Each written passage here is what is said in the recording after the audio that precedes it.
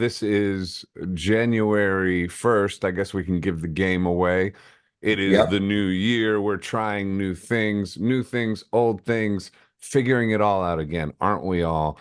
Aren't we all trying to get out of our own way? I'm here with my good friend James Hall, legendary rock and roller. This is going to be casual. I told him let's do this at noon. And it was a blonde moment, as he said.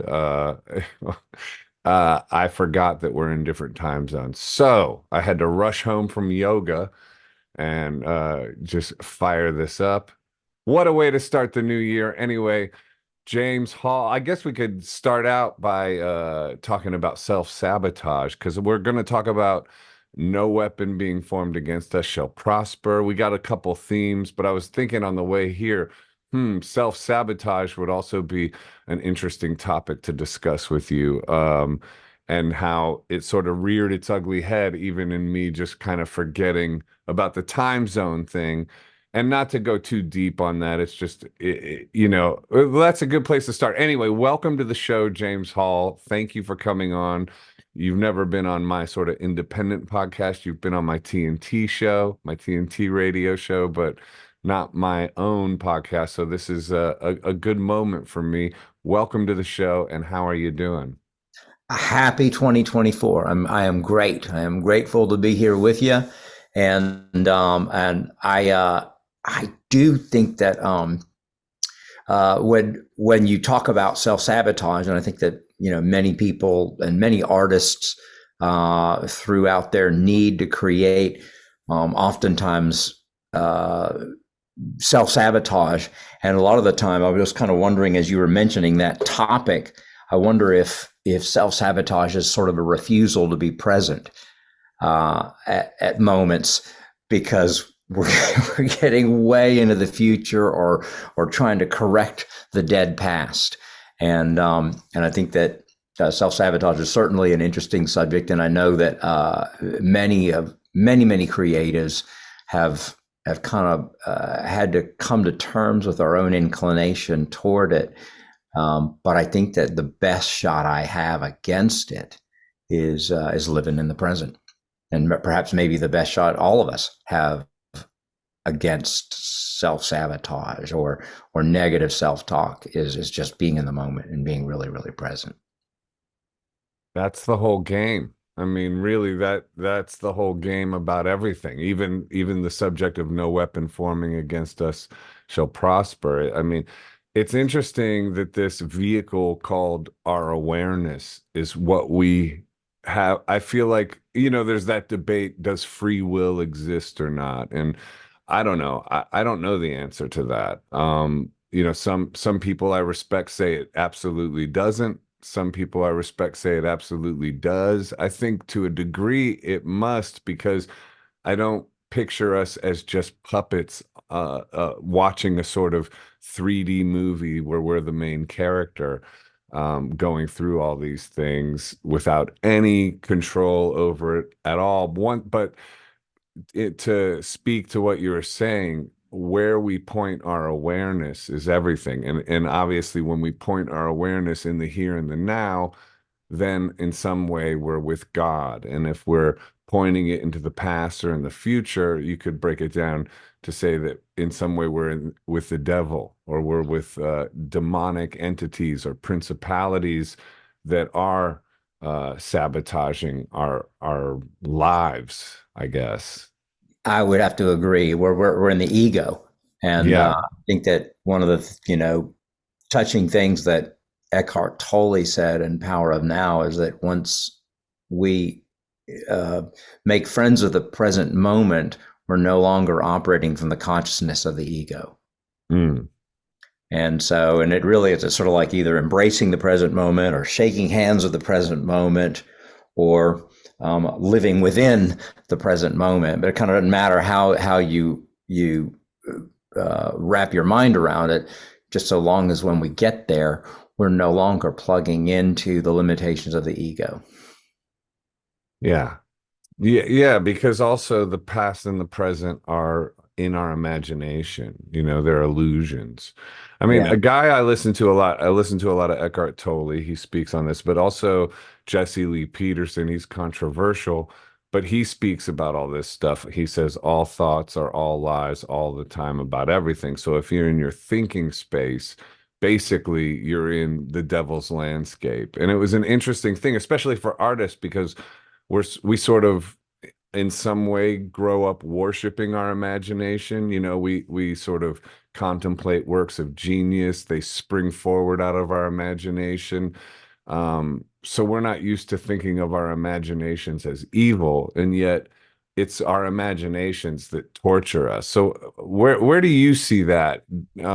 Where do you balance? Do you agree that all thoughts are all lies all the time about everything, and you should just be present in the moment with God? Or do you think there's some room where perhaps, and I always frame things, I guess, in a Christian landscape. So for me, I'm thinking, well, the Holy Spirit is also communicating to me. And sometimes maybe those are thoughts or revelations. But anyway, where do you see it? Do you see room for your imagination? And how do you know if you do like the imagination sometimes or some thoughts, how do you know which ones are leading you in the right direction versus the wrong direction? Well, that's a great question. Um, uh, I do. I'm not familiar with. Is it Jesse Lee Pierce? Jesse Lee Peterson. He's a pretty controversial figure. I mean, he's a great internet personality. I mean, Okay. he says a lot of like the woke crowd would probably hate just about everything he says. Let's put it that way. But like he's pretty entertaining. And in terms of that present moment awareness, a couple things he talks about a lot is just constantly pointing you in the present moment of the now and knowing God. And also another big part of his sermons or his I forget what, pasturing, is that how you say it? Yeah, Is pastoring. Yeah. is forgiveness. So those things, I mean, those things echo Jesus. It's like when we can go into forgiveness, but go ahead with what you're about to answer about Well, imagination those versus are. presence. I'm not as familiar with him, but I do remember Neil Donald Walsh in his Conversations with God Conversations. series Yeah. would keep coming back to all thought is creative, Mm. and uh, and that would be even fearful thoughts and kind of imaginations of things that we definitely want to avoid and don't want to happen. But I think that sometimes when we plug into that we create a lot of suffering when we create into negative, thinking and negative thoughts, or either I'm not enough, or this other person has an easier Tuesday than I do. And I don't want to beat up on Tuesday in favor of Wednesday, but when we kind of break it down, my faith is that I don't think anybody has an easier Tuesday than me necessarily. We are all kind of dealing with life on life's terms. And I mean, there may be certain details about our lives that may be a little bit easier and a little bit harder on a person to person basis. But but I think that in the same way that we all have a relationship with money, whether intentional or not intentional, or conscious or unconscious, we all have a relationship with pain, either awareness or not being aware of it. And the more aware of our relationships with pain, suffering, successes, reading, the more aware we get of that relationship, the better we are able to kind of manage our narrative about it. And I'm perhaps maybe more of a fan of the Course in Miracles usage of the Holy Spirit being more of a psychological term. And so that maybe even could be construed to be thought of as the collective spirit mind. So the Holy Spirit is basically our highest selves all working together. And at that moment, it's really not plugged into the ego then either, is it? Because it's a shared consciousness. Yeah, but the devil is a trickster, and he comes with two truths and a lie. So of course he's not going to just call you a piece of crap all the time, because you'd see through it, if he was always just like, "Hey, I'm the devil, you suck," like so he's going to emulate sort of positive stuff as well that is leading you to some kind of negative road, but when you say I've listened to the Course in Miracles a little bit here and there, so I don't know much about it. It's interesting. I got no judgment on it whatsoever, one way or the other. I liked it basically, but um, when you say they frame the Holy Spirit as sort of in a psychological way, that's one thing about Christianity that resonates with me is how psychologically healthy it is in terms of the fact that you can repent and you can forgive and you have this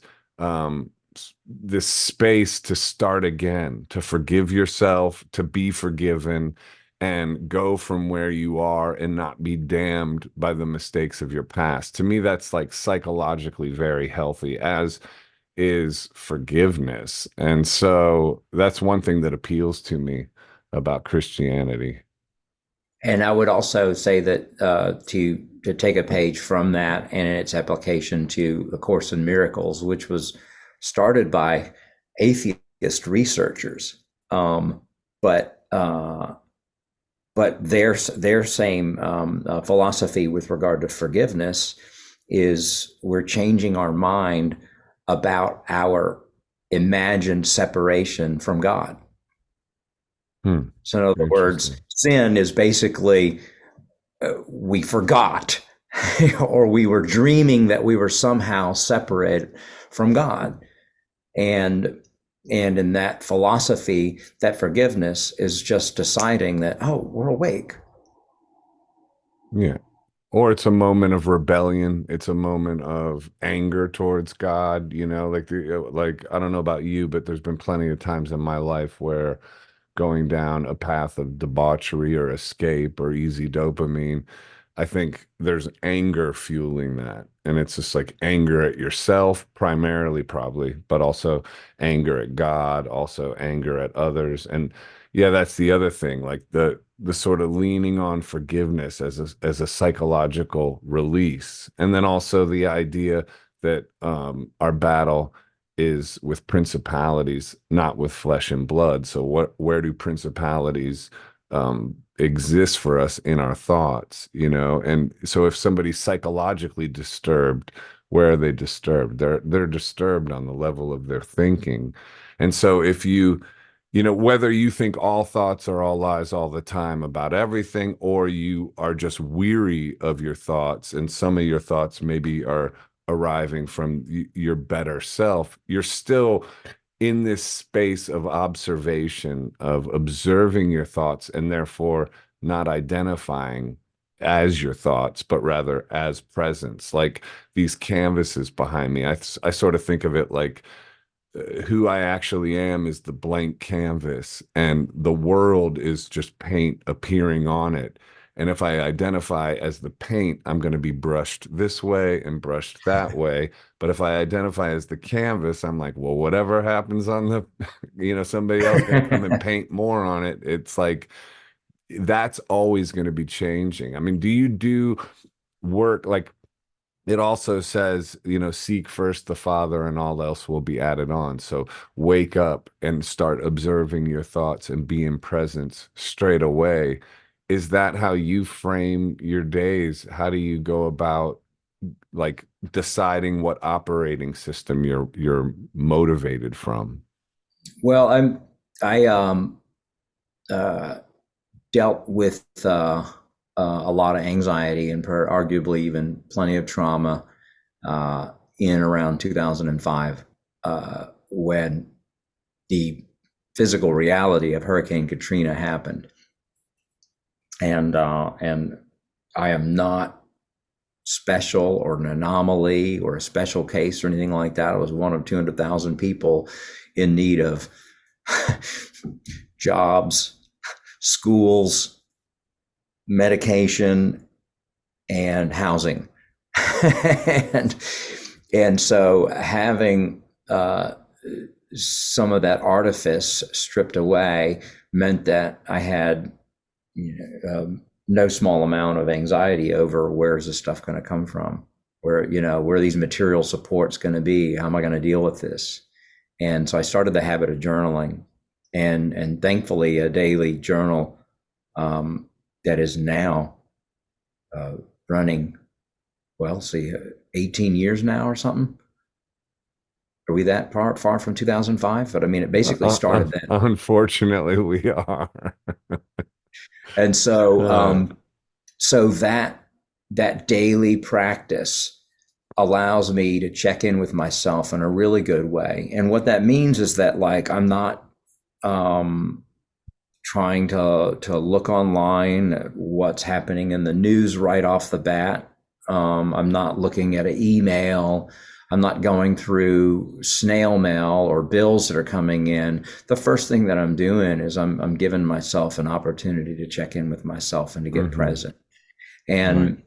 And a lot of the time, my willingness to do that does yield song titles or song ideas or concepts that I utilize to title the following day's pages. Uh, So that's been a habit for me, and I would rate it as one of the more intentional habits that I've endeavored, and that's made a big difference. Now, do I do it perfectly? No. I mean, yesterday I didn't get around to it till in the afternoon. But in general, I like to have that as my waking moments, and I find that it's been really really helpful for me because as I've gone on along, my worries over housing, my worries over relationships, my worries over the material experience has been uh, kept right sized. Um, you know, I got up to Atlanta in 2005, and I was probably working downtown around 2006, 2007, and and I was in a breakfast place before work that I would go into to journal.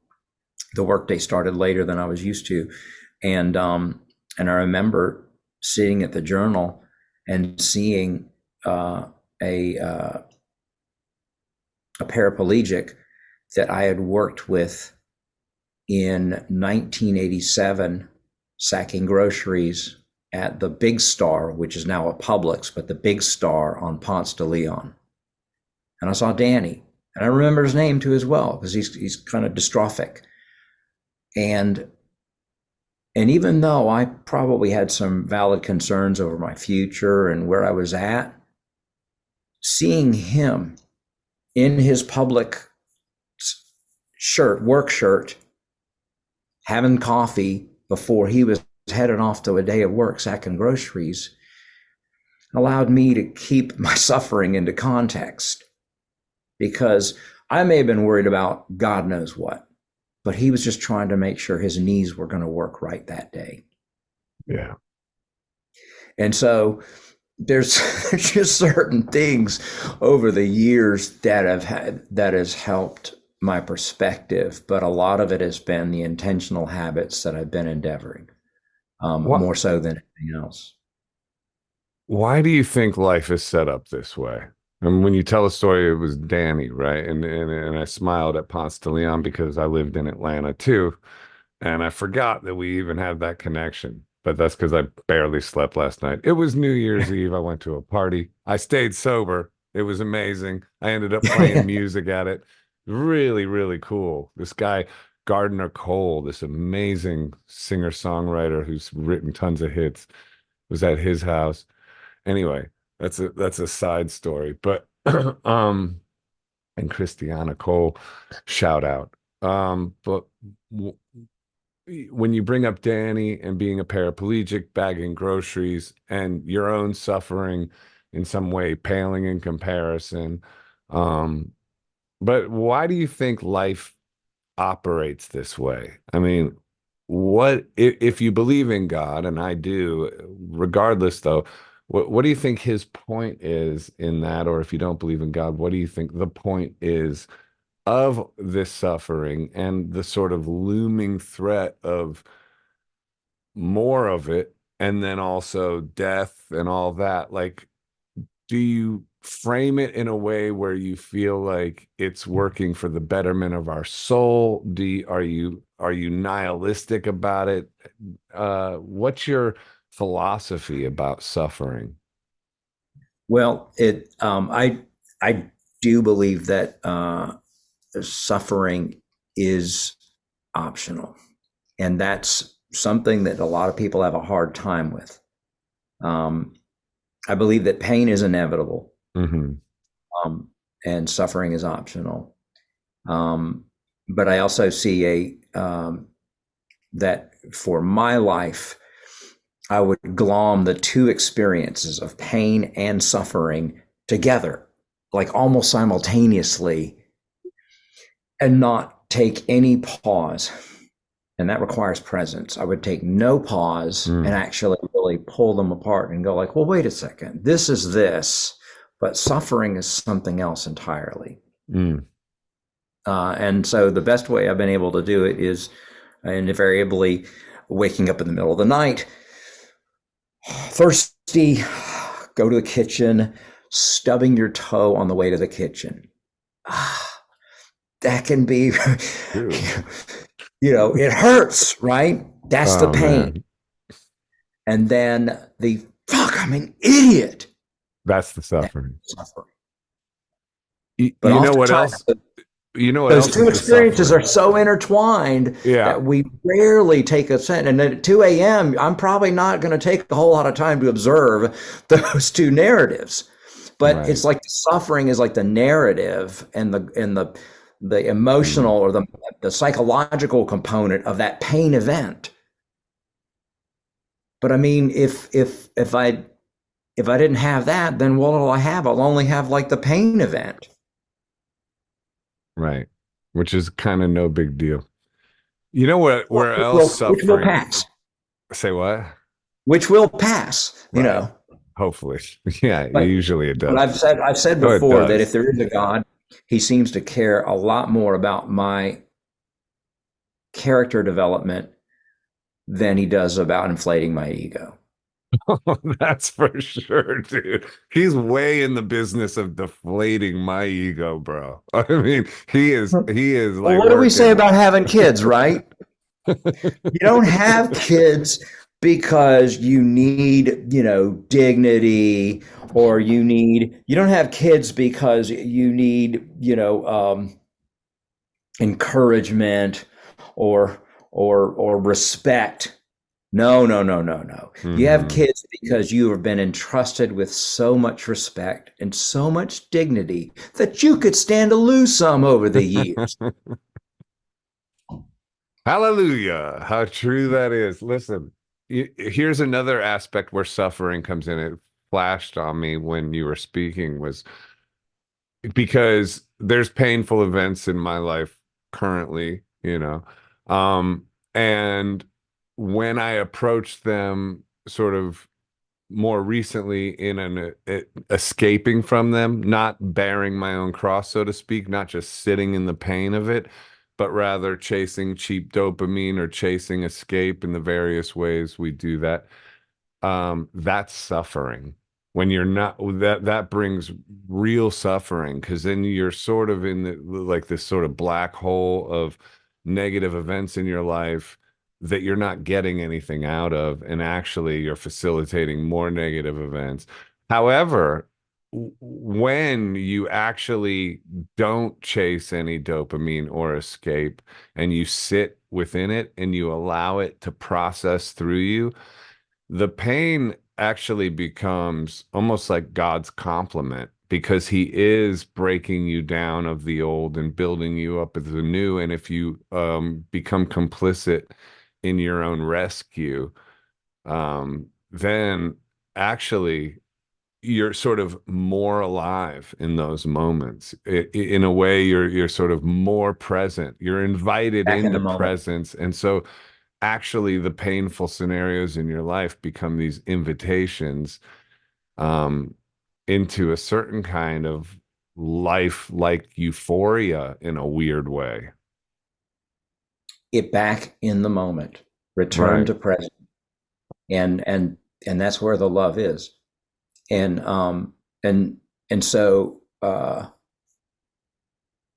those are, and then when we think about what is acting out, or what is getting a dopamine fix or whatever kind of thing, it's usually a refusal to experience a difficult emotion. Yep. I don't know if you remember playing with Athens band 5/8, but their Yep. drummer Patrick Ferguson, he's like, most of what I learned about like mental illness and recovery and addiction could be summed up in one sentence. I look at him and was like, well, what's that? He's like, feelings are really, really hard. Like, he was absolutely right, because most of us have some difficult emotion fueling the self-sabotage, Hmm. fueling the refusal to experience an uncomfortable emotion or an uncomfortable experience, right? And it's not that, we're ill-equipped or we're handled with kid gloves our whole life or anything like that. It's just like part of being a grown up, or valuing maturity, means that they're being responsible to ourselves in a way to where we can actually really have a difficult emotion, whether it's insecurity, anxiety, sometimes success can be a very, very, like a something working out beyond your wit, beyond your wisdom, can also be a difficult thing to live with. Mm. That's why people say, well, why did he get high? He got high because things went really, really well. And he was real uncomfortable with that. And so, sitting with the actual emotion and actually being with ourselves in the uncomfortable emotions, being with ourselves in the good and the bad and in the sad, those kind of things, going through those emotions is it's difficult for most of us to do.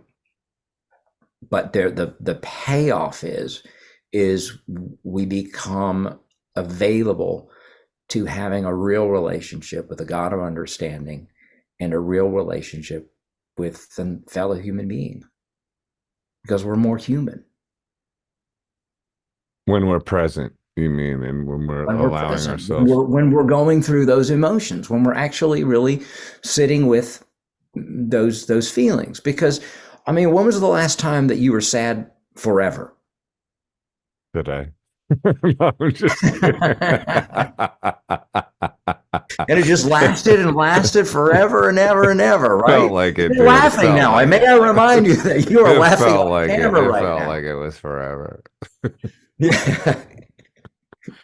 But we tell ourselves that, okay, this emotion's never going to go away. It's never going to change. We're never going to have anything else but joy, or never going to have anything else but sorrow. And that's not exactly true. Let the record show otherwise. Well, so the other aspect of this podcast today was talking about, I said, let's have a theme of no weapon forming against you will prosper. I have a song that I'm working on, and I thought, I got all these songs that kind of have these themes, and I thought it'd be interesting to sort of podcast them, you know. Um, and so one of them is the concept of no weapon forming against you will prosper. And I wanted to get your thoughts on what that means to you. Yeah, I guess just what does that mean to you? And do you think that's true? Do you think that no weapon formed against you will prosper? I think that uh, uh, the heart of what you're saying, and what the immediate thing that forms in my imagination when hearing that, is that concept that we referred to earlier of self-sabotage. And so, in a manner of Yeah, they're speaking, related for sure. I they're mean, it's related, related. because um, if I am so checked out from my own emotions and my own shared experience, meaning the human experience with my fellow man, that I go on the attack and I don't care who I hurt, I'm harming myself. There's no way around it. How so?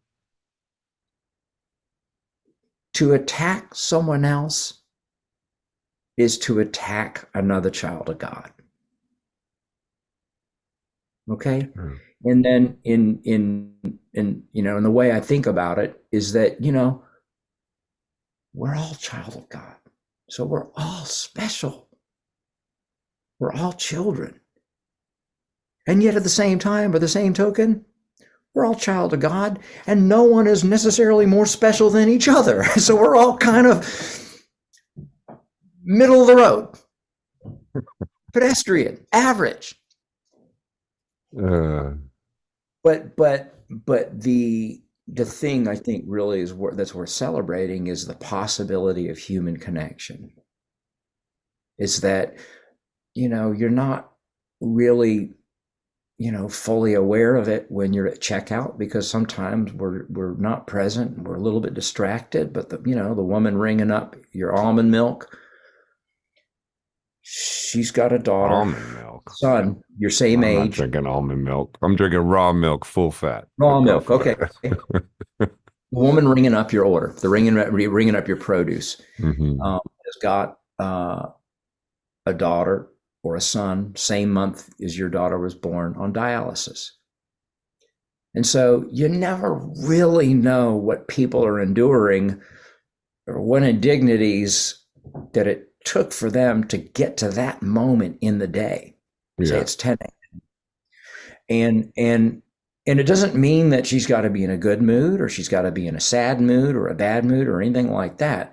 All it means is that we just don't really know what people go through on a right. day by day basis. But it's easy to be nice to the grocery store checkout clerk, even if she's rude. It's somewhat easy to not take that personally. The rubber meets the road in all this when it's coming from real intimate relationships, when they break Someone you apart. live with. What Yeah. when and I know you've been through a lot of it, and that's where the rubber meets the road. So if there is a weapon formed against you, I mean, can you think of a time in your life when there was you were being confronted by evil? And I'm not even calling whoever brought about that evil towards you. If it is a person, I'm thinking of maybe sort of a personal thing with a person, and nobody specific at all, but just as an example, because that's usually, I think, how this works. I mean, we could say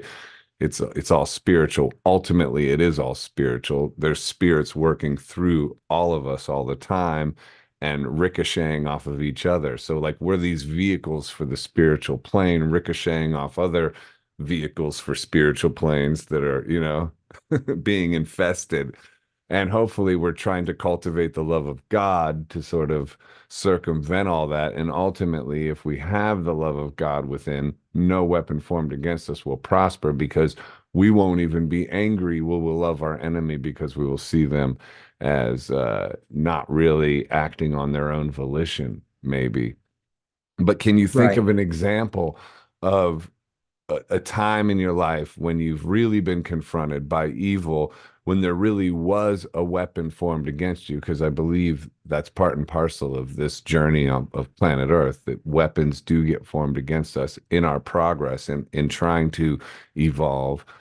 And can you think of a time when actual weapons formed against you, not a rude lady at a checkout counter, but like real nitty gritty stuff, and you don't gotta tell the story of what it is, but just in your own head, can you think of that and how it played out to where that weapon formed against you didn't prosper, perhaps help you evolve, but also convert in a way where you might have seen evidence of God working in your life?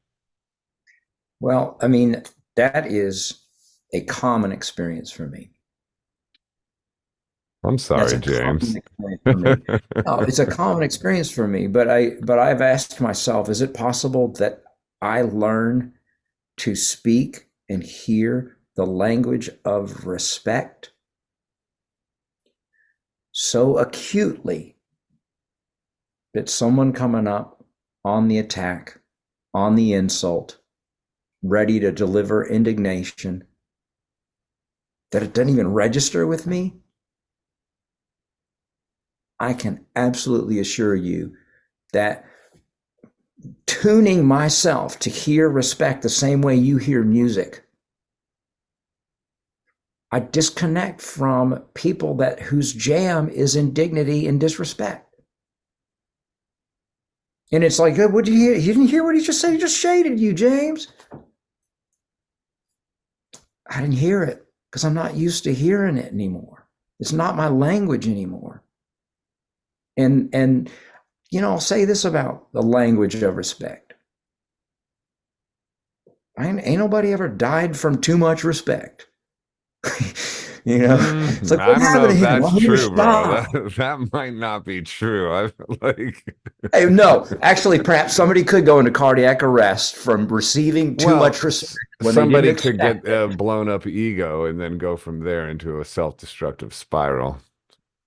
That's possibly true. But Yeah. in general, my experience is that the more I am interested in learning, speaking, and communicating in a context of respect, whether they've earned it from me or not. In other words, I'm not holding up a checklist and on on a stranger, and if they meet all the criteria, then I deliver appropriate respect. But again, I'm not really talking about disrespect. I'm talking about a weapon formed against you. You know Uh, what I mean? Like okay, disrespect is kind of like a little slingshot with a rubber ball in it. a It's weapon. not Okay, like a it's not a weapon. proper weapon formed against you. I'm talking about when weapons are formed against you that don't require you to even be complicit. I mean, on some level, it will probably get to that. You have to be complicit to the weapon being formed against you for it to prosper. But you know what I mean? I'm not talking about a checkout girl, and I'm not talking about somebody coming up and being disrespectful towards you. I'm talking about proper wanting to take you out. Uh, I haven't had a lot of experience with that. Right. And that is, I mean, as a former resident in New Orleans, the only times I had guns pulled on me, I don't mean why? physically though. I mean psychologically and spiritually. I mean like when somebody is deeply envious and going around town smearing you and telling lies, and I'm talking about like beyond disrespect and beyond physical weapons. I'm talking about the weapon of gossip, the weapon of, you know, trying to sort of take you down a notch. Maybe somebody's envious of you progressing in your life or something like this. That's more the weapons I'm talking about. I feel that I am personally am far more in danger of engaging those weaponizing behaviors than anybody I've met. And maybe does need a review as I Oh, look at my relationship with my fellow man. But I know I've had a history of triangulating, overreach for power, undermining other people, myself. I've done it. really? Yes, I'm not interested in living like that anymore. Why? Because I feel I was not empowered with my own right to say yes or no myself. I didn't have any love for myself. And so how did you try to sabotage somebody else? You don't have to give too specific Oh, well, an example, but by using uh, whatever narrative or whatever alleged brilliance or whatever I could, whatever talent or whatever. Just it's like I was in competition with my earthmate. which doesn't sound very smart now that I look back at it, but that's where I was. Hmm. You know, in the early 2000s, and being signed and being on a label and putting out records, and having a label exec say, hey, we'd really like you to work with Eric Valentine, who's done Smash Mouth and Matchbox 20. And I'm looking at him like he's lost his fucking mind. Why? It's like, you want me to work with this guy right here? Don't you realize my job is to marginalize all this bullshit? And I didn't realize that I didn't have a team consciousness at that point in time. I didn't realize that there's no way that I could be corrupted by somebody that wants to produce a record. I mean, either Yeah, you are but that's not really solid. like sabotaging somebody. I mean, that's more just like, I had a similar experience when I had my first record deal with Real World and Virgin, and Nancy Berry wanted me to work with Glenn Ballard, I think was his name, who was writing for Alanis Morissette. And I was like 25 and I made the record, and I was just like, well, maybe we'll do something on the next one, but I like this record the way it is, because you had that sort of pose of like artistic integrity, which is not just a pose, it actually exists. But of course, hindsight being 2020, I should have cut a single with Glenn Ballard. Duh. Might not have hurt you. But at the same time, I'm not like like that's not a weapon formed against Glenn Ballard. That's just me being a dumb kid and not sort of playing the game, and not even to frame it negatively, like playing the game, avoiding an opportunity, which loops us right back to self-sabotaging behavior. And I I had mean, that. right. I had that same thing in spades. And I had very much a us and them kind of mentality, Yeah, we were which is raised a with war that. mentality, right? Yeah. It's a war mentality. Yeah.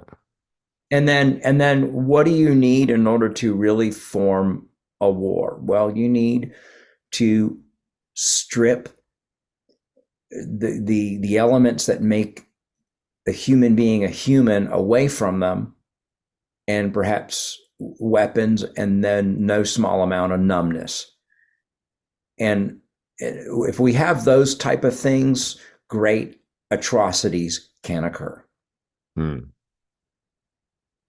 I'll tell you, if you take suffering, if you take the themes we've discussed so far, the suffering, the weapons formed against us, um, if it turns you towards presence, if it's ever pushing you towards presence, towards um, confronting or sort of sitting within the pain, and also just being more and more present. I think that's what it means that no weapon formed against you can prosper, because all these things push you towards, you know, what and who you actually are, which is The in, truth.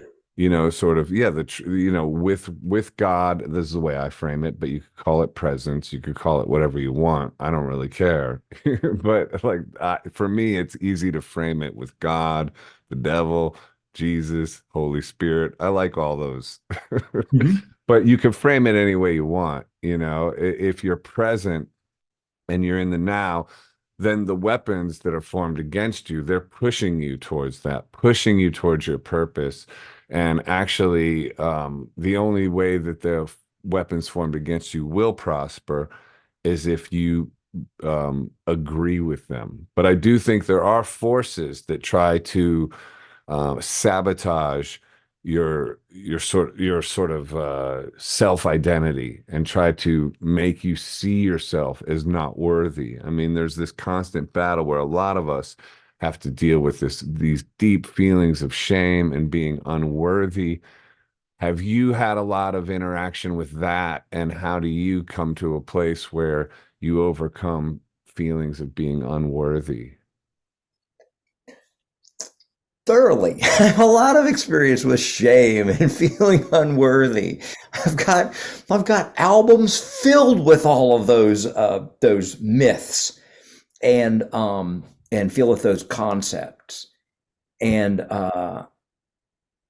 and I think that, I mean, one of the reasons that I love a 12-step philosophy is that it's almost like a school for people that finally want to kind of put that stuff into perspective. Um, because either every single human being is bad, bad, bad, bad, bad, you know, or we're all kind of a little mixture of both, some good and some bad. You know, it's been said that like there's a little bit of God in the worst of us, and there's a little bit of devil in the best of us. And for us to be right sized, I mean, that's a big part of it too. And then shame. And then when we think about, okay, weapon formed against us, uh, all right, Alexander the Great is said to have been great and also I hope so. a Otherwise, great, his name would have made no sense. wouldn't have made no sense. Um, Alexander the Mediocre. well, when he got to India, um, he tried to overtake India on his eastward expansion, and he did not end up crossing the Ganges River. Why? Because the Brahmins got him all fucked up. Well, the Brahmins, who were they? Well, they were a sect on the caste on the Hindu society that had two principles: we don't love gold, and we don't fear death. And so, right there, his weapons, his movement was not a threat to them. You're going to move through here and, you know, try and woo us with gold. The gold's in the ground right here on our feet. It's where it belongs. It's God's anyway.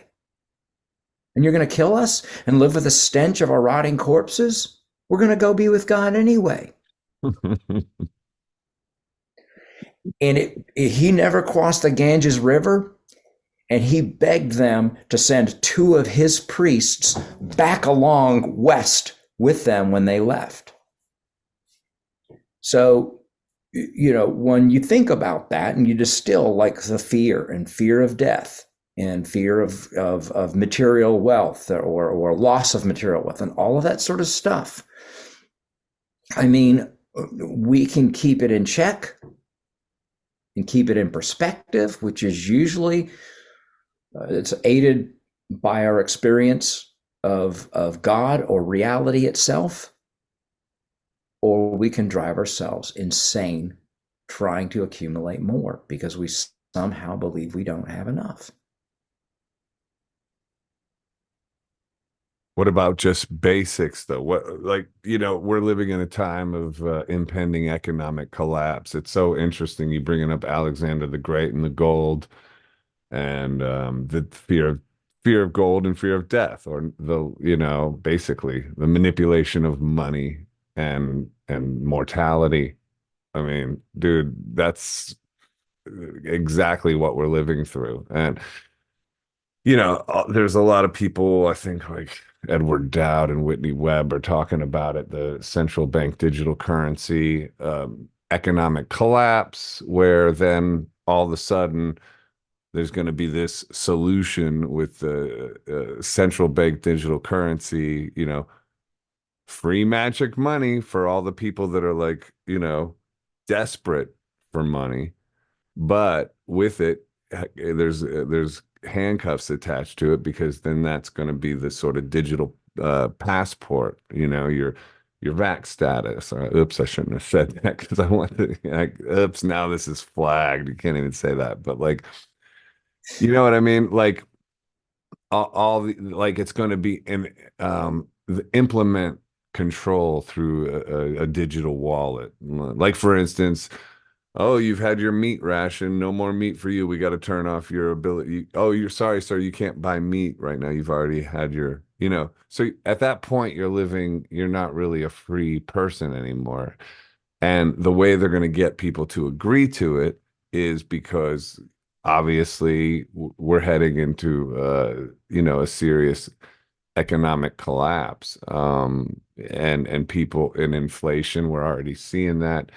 Um, and so it reminds me of what you're saying about Alexander the Great manipulating with gold or trying to, and obviously we've already encountered tons of fear around death and how that's also implemented various forms of control and a sort of blockade against our freedom that we haven't seen uh, ever before. So, what do you think of that without getting too tinfoil hat? Or, I mean, I think all that stuff, people are talking about that, whether or Yeah, not they are. that's going to happen or not. I was talking to another friend who doesn't really sort of think about these things, and she was like, "That's not going to happen." I'm like, a lot of people are forecasting that that's what we're on the precipice of.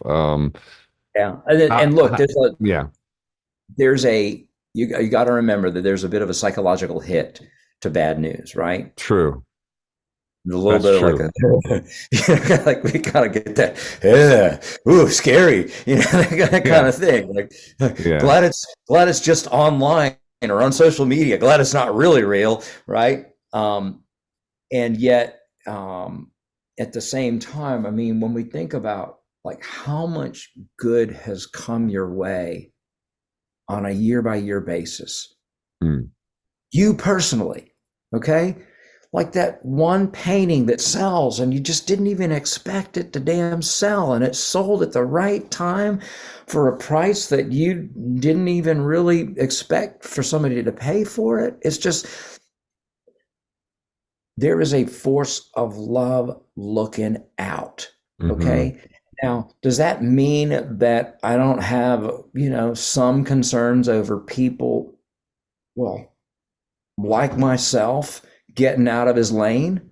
It's like I've exited my lane many, many times and tried to work outside my area of influence. What do you But, mean by that? you What do know, you mean by that? What's that mean to you? oh, controlling other people's beliefs, thoughts, behaviors other than my own. And I'll tell you what, there's one human being on the planet who I can control's impulse spending. Are you sure about that?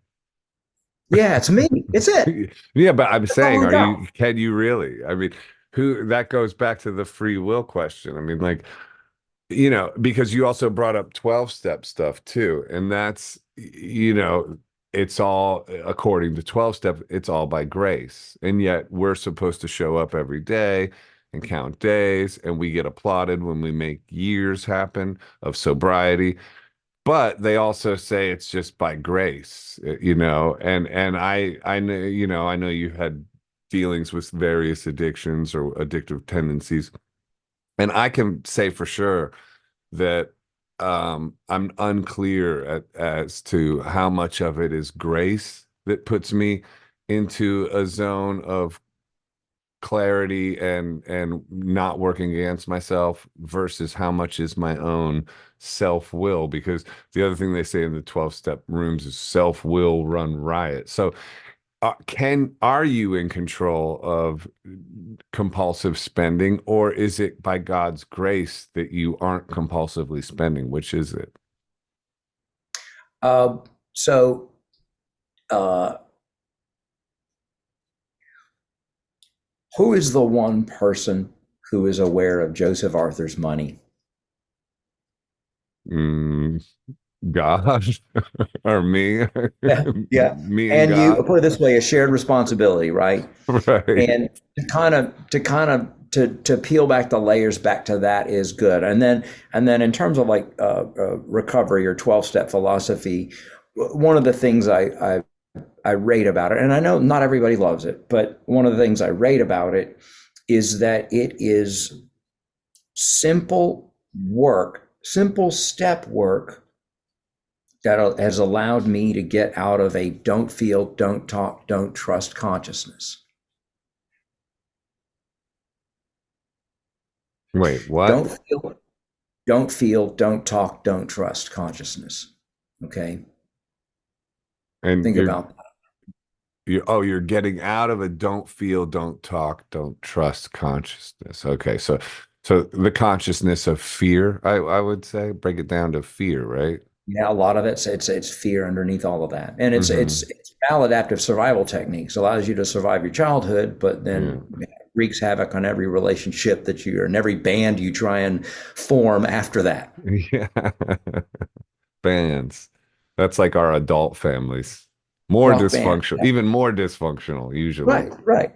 Dysfunction on top of dysfunction. Mm. I just having a memory of bringing Liam to, I don't know, probably a 20-year-old Greg Wiz in 2002 or something like that. 5-year-old Liam sitting at his big old drum kit. And like, what do you think? You think you can teach him? And he's like itty bitty.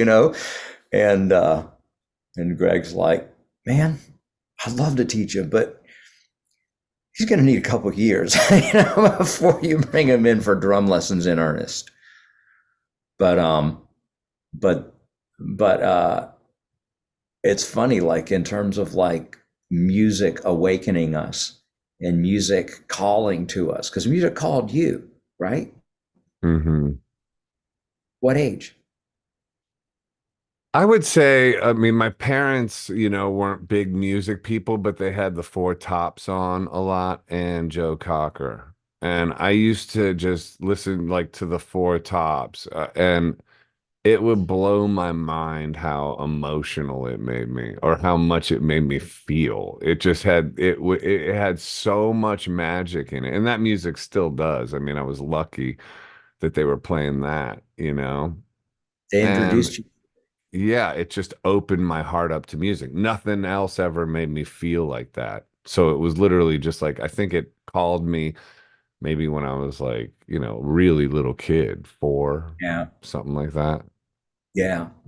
And then what age did you start learning kind of the mechanics of guitar and bass and Pretty early, key? they bought a piano for the house, and my sister started taking piano lessons, and then I kind of de facto did as well. And she's 3 years older than me, 2.5 years, something like that. And but then my Aunt Jane gave me a sequential circuits multi-six analog synth that had a 6-track sequencer on it.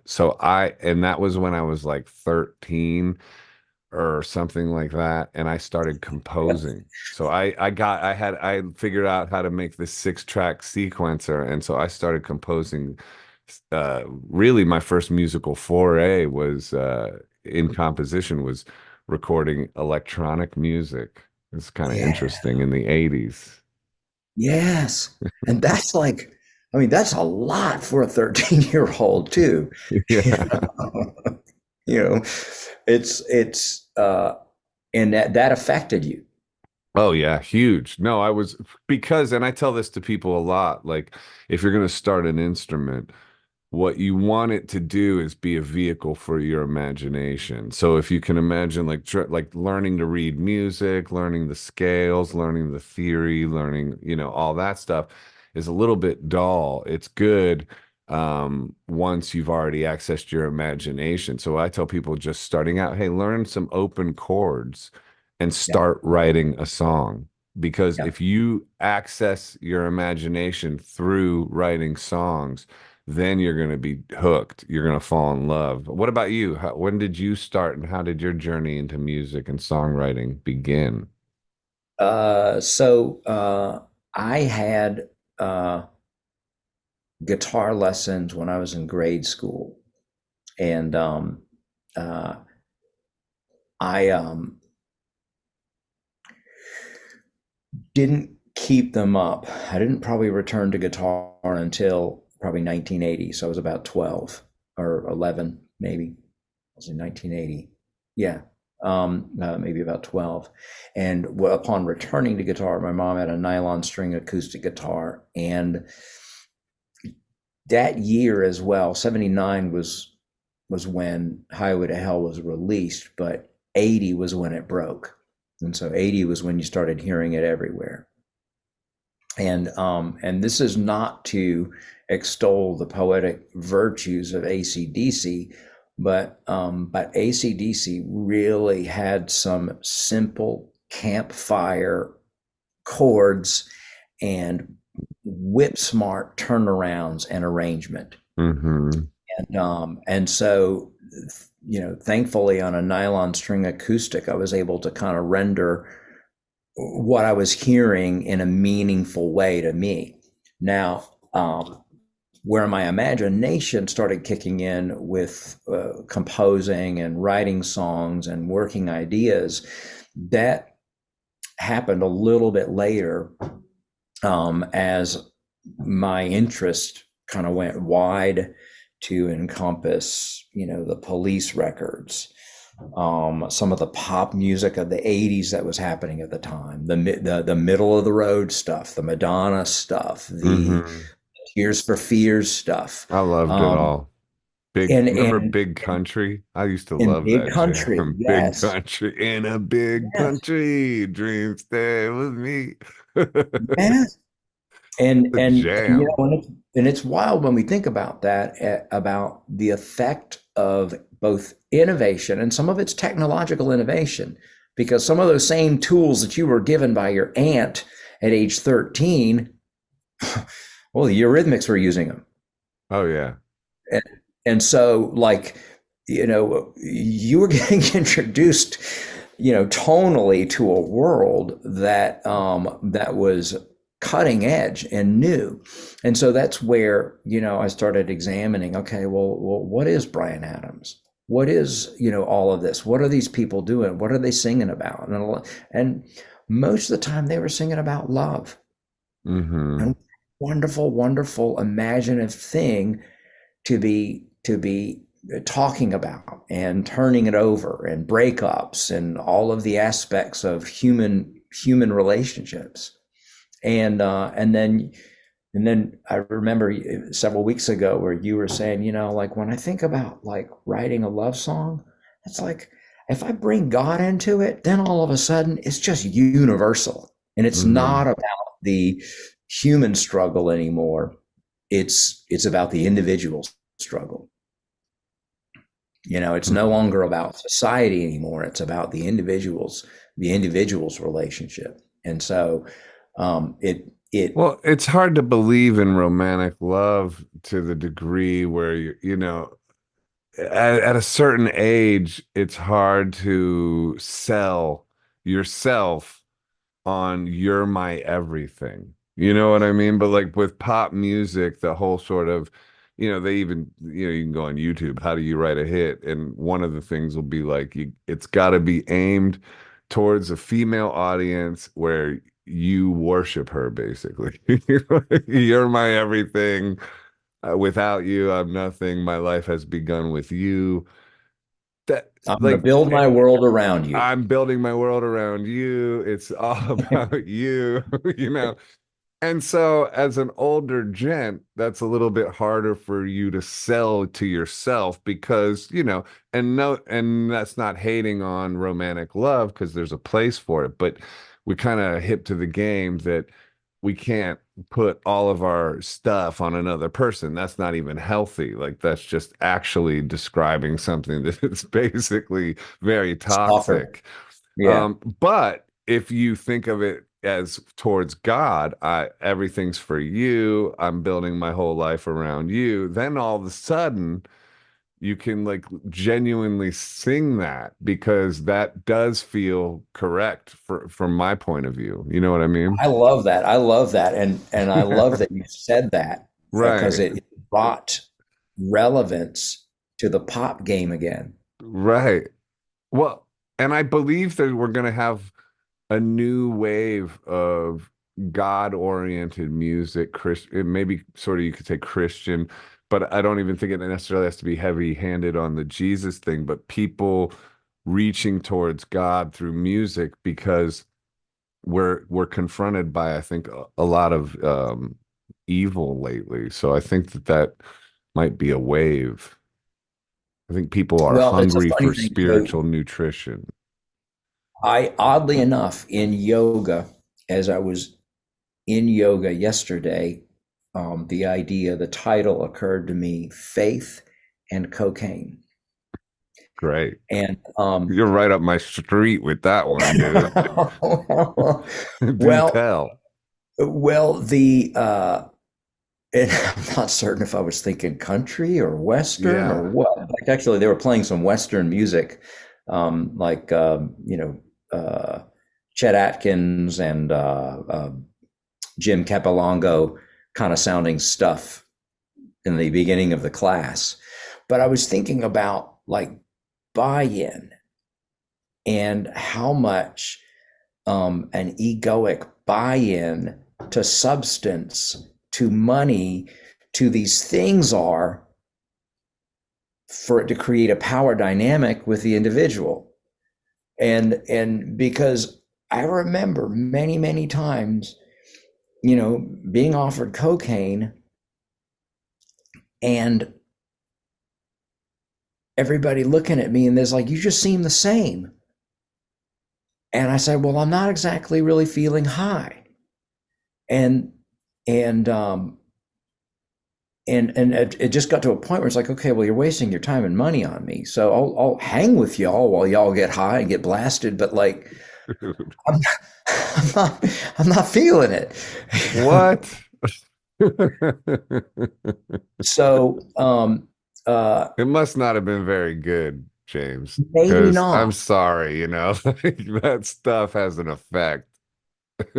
Well, maybe not. Now that said, crystal meth was also in the lexicon of the late '80s for me too as well, and I could definitely feel that.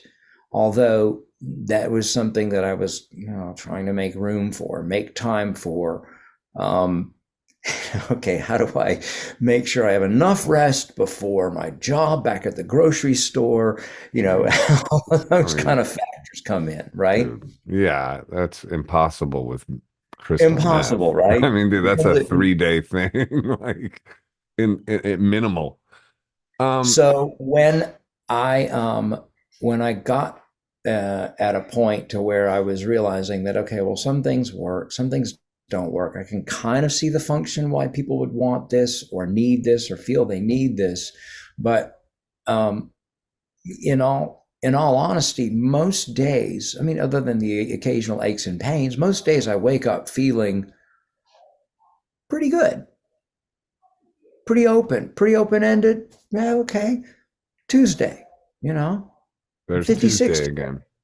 Yeah, Are you there's Tuesday 56 today? tomorrow. Oh, well, happy birthday, man. Oh, Wow. thank you. Thank you. But let's wrap up faith and cocaine real quick. And why I liked that is because it's a visual and interesting way of saying basically I think good and evil. Is there a theme of a song that you have in mind? I mean, I think that's an excellent title. And yeah, I mean this new country landscape, it could even be a hit, dare I say. Well, It we have could. J.J. Cale with cocaine, and then Eric Clapton Yeah. covered it, but Yeah. Well, the what I was wondering is I was wondering if maybe my problem with that particular narcotic was that I had no belief in it. And so therefore, like it wasn't I wasn't projecting onto it, and so therefore it wasn't really giving me all it could either. It's sort of like that person that you're on a date with and there's no chemistry no, whatsoever. you just Like, had bunk forget stuff, you. dude. You doesn't Cocaine does not require faith, dude. It I'm does wondering. all the heavy lifting all by itself for what it's bringing to the table. Now we're getting to good lyric content right there. Maybe we'll co-write this. So I okay, you don't need you to believe in me. I yeah. will do all the heavy lifting. I will Oh, it make it. does it. Hey, so as okay, I'm 52, and you're 56. What do you think of your 50s? It's kind of an interesting age. I saw this meme, that was so funny. It was about like Gen Xers are the only generation where they turned 30 when they were 12. And now that they're 50, they're still 12. Or no, now they turned 30 when they were 12. And now that they're 50, they're still 30. And I really relate to that on a lot of levels in terms of, thankfully, I feel physically great. Like I don't have any feeling of limitation. That's God's grace. That's just, I do feel grateful for that. Um, but even mentally, I don't really think I'm totally immature. I definitely think I'm immature in aspects, but I feel youthful and still wanting to try new things, progress. I don't feel like, oh, let me wind this down and sit on the couch and watch the TV now. It's like not at all. I feel like more charged up and maybe sort of less limited, self-limited than I really have ever been, maybe. With also enough insight into demonic stuff that derails you than I've ever had before. And still feeling very much like a beginner. So, how does the mid 50s strike you? Uh, I feel a greater agency um, within myself. I feel that although I have a history of refusing confrontation and not wanting to be assertive, that I have a lot more willingness toward communicating what I need. And so, if we're going to kind of go from where I've been, which is, the belief, the core beliefs, I'm a bad, unworthy person. No one would love me as I am, and my needs are never going to be met. Um, the appropriate work and perhaps some degree of maturity has allowed me to see that I'm a worthwhile person, deserving of love and respect. That people who know me as I am, they love me as I am, and that my needs can and will be met if I'm willing to communicate them and communicate them with an open heart,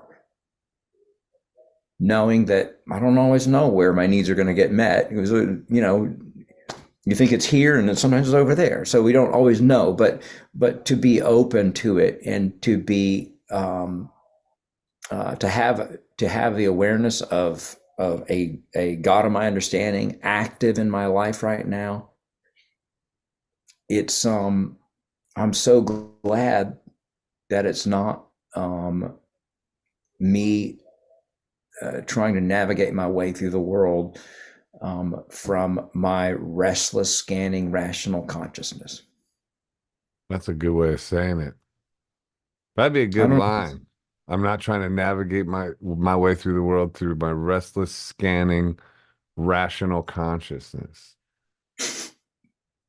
I mean, do you think there's place for wisdom, like for rational thought, or that sounded like you would go with to bring back Jesse Lee Peterson, all thoughts are all lies all the time, like because rationality sounds like a good thing, but I'm not so sure it is. I mean, because with presence, you're just not thinking. There is like you are not identifying as your thoughts. You're identifying in the moment as, I guess, Sure. nothing. I mean, Consciousness. it's weird because that power Your of now potential. stuff, and then there's all kinds of Hindu gurus. There's a lot of people that talk about this, like the sort of dissolution of self or sort of the breakdown of the ego to where you're just this infinite now nothingness. And I guess that's Buddhism too. And then you could argue it's Christianity to some degree too. And it's like, but at a certain point, it's like, okay, so am I nothingness? And then like, like, do you know what I mean? Like where I don't, I asked you this in a different way before, but I don't know that you really answered it. And Well, it's like what it's like. What does Marianne Williams says is like, so we're all children of God. So we're all special. But by the same token, we're not all that special. And I think that getting to that place to where we are all in a relationship with either life and life's terms, a God of understanding, or a force of love in the universe, a force of benevolence, or a force of perhaps industriousness in the universe, or a force of creation in the universe. But for all of us to kind of recognize that in some way with ourselves, and to kind of recognize that, like, well, in the big scheme of things, it's about 1/3 of the planet that's going to struggle for water today. I've had yeah, 56 years straight of not struggling for water. And it's about 1/3 of the planet that struggles for reading material. Even when I was very, very bad and probably should have had my books removed from my room, never did that happen.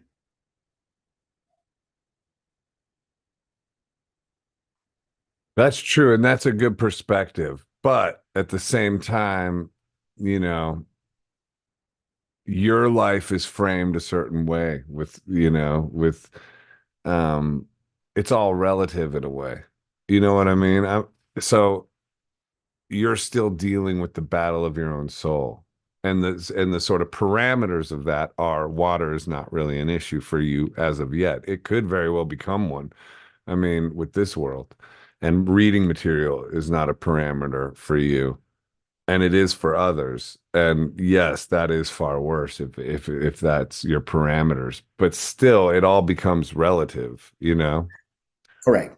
Yeah. Correct. And that is, I think it is relative to the individual. Just like the narrative, Right. whatever I'm walking around with or saying or espousing or sharing, it's certainly should be held into the context of a suburbanite. It's 56 tomorrow. And happy birthday again. Well, it's also just the Bible saying about it's easier for a camel. I don't know. I'm gonna butcher it, but a camel to go through the eye of the needle than it is for a rich man to enter the kingdom of heaven. And it's because when we're stripped away of all the things on the material plane that make us feel secure, that give us the illusion of being uh, powerful or whatever, you know, that's when we reach for God. That's when we really need him. Like there's times, and if your life breaks you down enough to where he's the only game in town. And it's no one would volunteer that. Hey, God, strip me of everything. So you're the only game in town. So I have to like really get Most of us, put it this way, right most with of us you. would not volunteer that. So on some level, you could almost say even like obviously struggling for water is an extreme, but like you could almost make the same argument in reverse, like the people who have billions of dollars and every creature comfort money can buy. Maybe they're in a place that's on some way of thinking, not privileged at all because they're far from breaking the illusion of the ego. And we're seeing the sort of build out of that. We're seeing people who are sort of obsessed with power games that have gotten very strange. And you have to question why. Like, why wouldn't, from my point of view, if I had billions of dollars, I would just create a creative landscape, a amazing studio to paint, record, podcast, just have fun and give is what I could. At least this is in my head. And then also like try to help, but also live very comfortably. And it just seems like it would be really awesome, you know? However, I that I doesn't seem, marvel at I yeah. marvel at what you've been able to create for virtually no money in the big scheme of things too as well. How many creative spaces? Look at your lifespan, 52 years. Mm, How many creative spaces starting at age, I don't know, 13 have you created? Have you shared? Have you opened up? Have you learned in? Have you created in? Have you benefited from? mm. How many times have you done that? A lot. But there's also been a lot of no, a lot, and I appreciate you saying that, but there's also been a lot of I think if we tried to incarcerate you, which that may still happen, by the way, if please we don't tried say to that. incarcerate I you, don't want that. Go ahead, that God. that Don't would go that ahead, that God, would and don't still make that part happen. of my story. I'm good with But that would I'm still fine. happen. No, but that would still Yeah. happen. I don't think that they would be able to keep a creative space from magically happening around you, even were you incarcerated, even were Wow. you.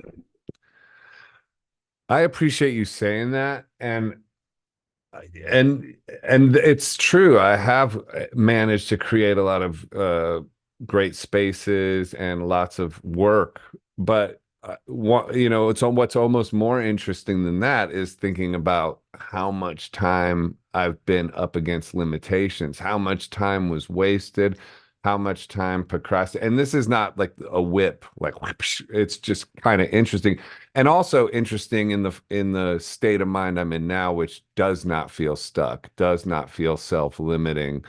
It does feel like I'm on, thank God, on a wave of forward progress and out of my own wayness, But it's coming off the back of lots of that stuff. So there's just that relationship of and we live in this time where so many people are right up against wanting to express themselves. Because I was thinking too, you were saying something earlier, and I was thinking like, yeah, and I used to just would have died for the approval of others. It was all, I would say a lot of it was about getting others' approval. And I can honestly say it's not really about that for me. It's about fulfilling the potential God has in store for me. And I hope that doesn't sound saintly or something, because it's not meant to. It's just the framework of understanding and just to give to people as well. And of course, we all want to be loved, but it's less about approval of humanity, because humanity also, it's like, look at Joseph in his Technicolor dream coat. His brothers, he was like, look, God loves me. God's filling me with all this inspiration. Guys, isn't it great? And I had a dream that one day y'all are going to bow before me. Isn't that great? Humanity is his brothers. Humanity went out and buried him in a ditch and thought he left him Sold for him. They sold him dead. first, by the way. Well, they left him for dead, and honestly, man, that if you want love from people, I mean, that goes to self-sabotage too. It's like, actually, somebody might resist success because really, success is a lonely equation. Most people become envious. They beat themselves up in comparison to you, and we're all guilty of it. It's not like, you got to work to be happy for people that are in echelons beyond yours in your chosen profession, and that's not easy to do. So if love of others is what you want, I mean, massive success doesn't really equate to that. Yeah, you get people championing you to some degree, but you get a whole lot of other stuff.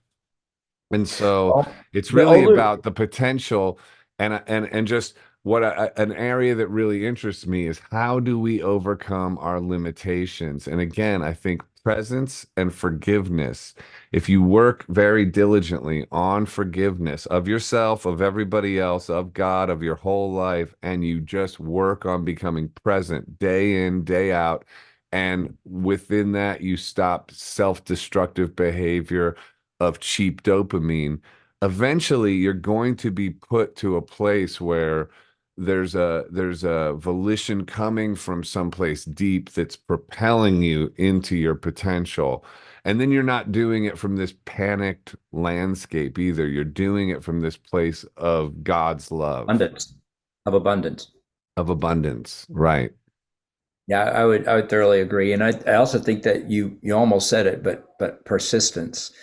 Um, I mean, there's something to be said for having your ass kicked before a live audience.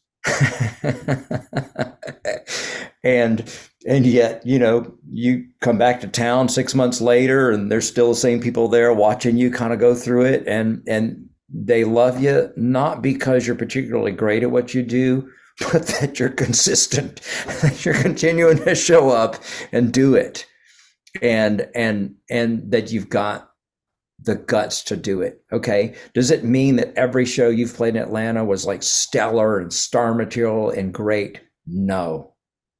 But that you've been willing to dust yourself off each time, pick it back up, and show up with your heart and open your heart up and tune the guitar up and sing a few songs. That's meaningful. That's meaningful. So you won the hearts of people that you don't even know. People that you think you know everybody's name in the fucking audience, but you don't. But you've won the hearts of people you don't even know, just because you've been, maybe humbled and also persistent. Mm. It's like the guy that gets in the fight. He fucking loses every time. But you know what? We're still paying tickets to see him. Be like, ah, no, man. No, he's like, we want him to win. And eventually he wins by winning the heart of the people. Interesting. And what about your relationship with music? And I mean, you're enormously gifted at music. I'm not gonna do like the big smoke show of how great James Hall is. Marilyn Manson loves him, is all the things. But it is true, man. You and your son too, Liam. Shout out to him. He's also brilliant. But I wonder if you've thought about it much, like what makes for great rock and roll, and why do you think you have it? Why do you think, because it's something instinctual, but have you spent much time thinking about where your talent sort of really arrived from and how you've cultivated it and how even though you've had some people would say you're sort of unsung in some capacity or like I get it a lot too like you should be so much bigger than you are, I used to get that Yeah. more. I don't get that so much. I just don't get anything anymore. No.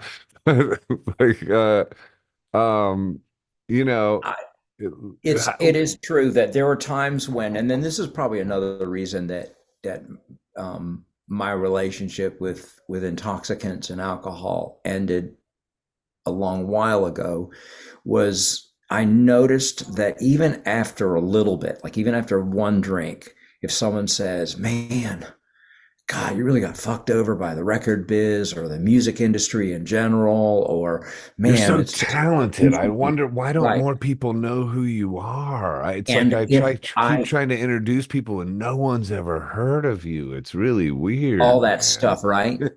Yeah. Okay, all that stuff. Thanks, And dude. and so when I would be in uh, a numbing or dopamine numbing Hmm. consciousness, I would find that I would be immediately in the past or the present. I wasn't even present for that conversation. Oh yeah, And true. and the older I get and the more I look at, like, with the perspective of LIFE, well, yeah, you should be as big as Jeff Buckley. Well, Jeff Buckley didn't make it. True. Nor did Kurt Cobain. Of course, Chris Cornell didn't make it. Okay. It's a shame. And it's not that, like, Lane Staley was like, me and Lane hung out together. No, but I mean, these were my peer group. Mm. These are guys that are like kind of right with it. We would have probably been at high school together if it was a rock and roll high school. Hmm. And For sure. and then, so what's the good thing about me kind of not getting into the cheap, you call it like the cheap dopamine hits or the intoxicants, is that I was able to really be with somebody and they're saying, "Man, I really wished more celebrity for you." And for me to kind of hold it into perspective and just say, "You know what? Frankly, I'm pretty good with where things are right now, because I enjoy a certain amount of anonymity Oh that yeah. certain people that you and me know Oh, for don't get sure. to enjoy." No, the older I get, the more I appreciate that. I just wish you just want to have a life of creative progress and forward momentum. Earl Nightingale says, success is the steady progression of a worthy ideal. And so the minute you're moving forward, you are success. And that feels good. We're Work for sitting here me, recording this not for money. podcast. Yeah, we're recording That's this podcast right now and literally it's not live streamed yet. I'm going to try to figure out how to live stream on future episodes of this, but literally nobody's watching this as of yet. Well, of course, now if you're watching this, you are watching it, but while we're recording it, you get it. And it feels success to me, it feels really successful because we're doing it, because I'm not out somewhere having cheap dopamine. I'm not procrastinating, looking at the internet, thinking like, oh man, I really want to get my podcast going again. No, it's going again. Now it's going again. And it's Now it's like, going. well, yeah, but before it was live with multiple cameras and it was, it looks, and now it'll be Zoom. And it's like, yeah, so what? That like it's about the content of the conversation and eventually let's get it back to that, but it's not going to just automatically be that. The way it's going to get to that is by just getting on with it and doing it and kicking perfectionism to the curb. And you know How that's many what it is, successful just bands did go. you start? How many successful bands did you start merely by kicking perfectionism to the curb and just like, okay, well, you're a terrible bass player. Play bass. Right. It's like so A many cool hundred things percent. happened just because you kicked perfectionism to the curb. Yep. Perfectionism, wanting something to be quote unquote good or meaningful or whatever Mm-hmm. is an affair of the ego. Yep. It's standing in the way of completing a song, Mm-hmm. you know? Yep. And Just and do that's it. an important lesson to learn. Yeah. Or get going and then get good. It's like the part is like get going on these things because our mind will come up with all these reasons why, well, and oh, that idea is okay, but and it's that internal, like there's that book, The War of Art.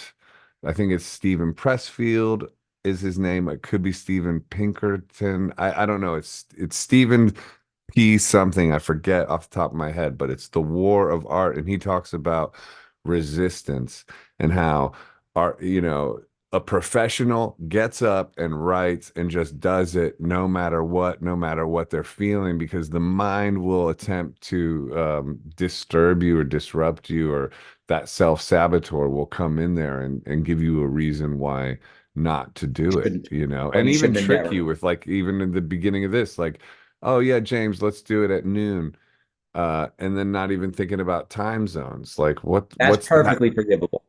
Well, no, it's forgivable, but it's weird for me because for one, I have TNT radio, which I'm completely locked into time zones and always saying Eastern, this, that, like it's in my everyday thinking about time zones. So the fact, anyway, I'm not trying to make a big mountain out of a molehill, but what I'm saying is every step of the way, self-sabotage lurks, and it's and so therefore, and the good side of this is when you are overcoming it, it's a huge high, because especially if you've been in a battlement with it for so long, where you've just been getting your butt kicked for months, not moving forward, and suddenly the minute you're moving forward in the most minimal way, wow, it's such a good feeling. And if I could present that to people as like, go for it, because this like Earl Nightingale says, the steady progression towards a worthy ideal is success, is true. It doesn't need to come from the outside. It comes from your own momentum and your own motion and your I own getting out wholeheartedly of agree. your own way.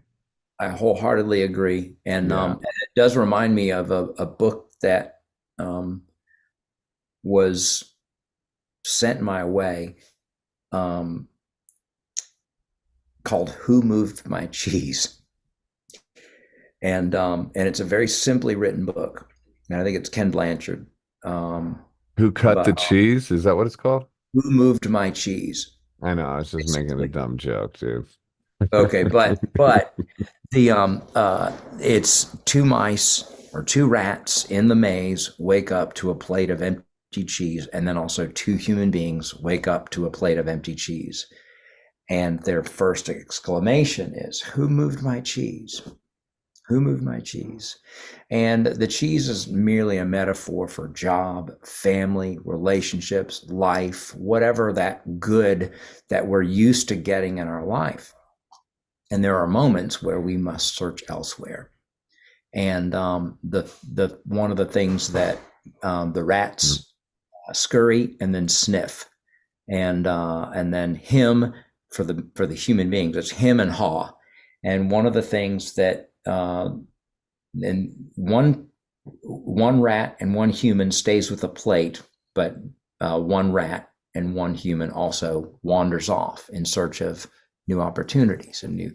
And one of the things that he Wow. decides to do is he says, "Well, look, when I start to experience certain things, I'm going to write them on the wall. So if I, happen on a truth as I'm on the search, I'll write it on the wall because it'll also allow me to find my way back in order to tell, Haw about, new opportunities, new cheese, right?" And so one of the things that he learns is like when I start moving, when I start motion, and this is what you did, when I start motion, I just start to feel energized. I start to feel Hmm. again. And so he writes that on the wall in this book on the maze. And that was one thing that was never lost on me was that, and this is a book that was passed my way perhaps maybe a month, maybe 6 weeks before Hurricane Katrina. Wow. So, um, Is it a child's book or no? It doesn't sound like it. It sounds too no, it's kind of in a leadership, like a right. business slash leadership, maybe motivational looking book, but it's written really simple. I probably read it first time through on a Saturday afternoon, but it's a compelling story. And when it happened, when it comes through the warehouse, I tend to make note of it to people as one of the more game changer books. That's Um, really good. I mean, it's it's good, rich stuff, right? yeah, especially the part where one of the guys is staying by the plate with the empty cheese because how long do we stay by the empty plate without? I mean, dude, I drove myself crazy staying by the empty plate, dude. Like I've done it for months and months and no, like, dude, you got to leave this empty plate and just don't. And it's like, and that'll kill you. I mean, ultimately, That'll certainly wreck your serenity. it'll kill you after a while if you don't. I mean, And you so know, it's that's a interesting book, but I will say that like, and I am interested in success as a concept, not necessarily money because like money is a bit abstract, but like successful relationships, very interested in that. I'm interested in successful songs, like even if they're like an indie hit or something like that. But I'm interested in like, okay, why that worked? mm, What was kind of at work in there? And I'm interested in success psychology. Um, and that book I found to be more helpful than not at navigating particular dead ends in life. And although I was afraid to look elsewhere for inspiration or afraid to kind of get out of my safe zone where the plate was, because I was used to feeling safe and secure there, leaving that, being aware that that wasn't going to go away, but that what it was feeding me was no longer feeding me. mm, And that to kind of get out and get in the maze, look around a little bit, meet new people or new mice or whatever the case may be, and and feel energized by that, and then fully aware of like that a lot of my limitations are self-imposed. mm. And the cheese. I tell myself, man, no way Joseph Arthur, an artist like Joseph Arthur would ever like me, you know? Dude, I love you, man. I But think you're but amazing, bro. now we Just as see a it's ridiculous. human and I mean, as an artist, I have infinite respect for you, but I think you're a great guy, man. I mean, I'm not, you're a good friend, man. I call you up when I need advice and we're on the phone for an hour and you're just so generous, man. It's, But we tell ourselves all this stuff right, before the event happens, and it locks us next to that empty plate. right. So about that empty plate, right? So the plate's always going to become empty eventually. The cheese is going to keep moving, and you got to go keep finding new cheese. Okay, so It's against another the lesson in the book.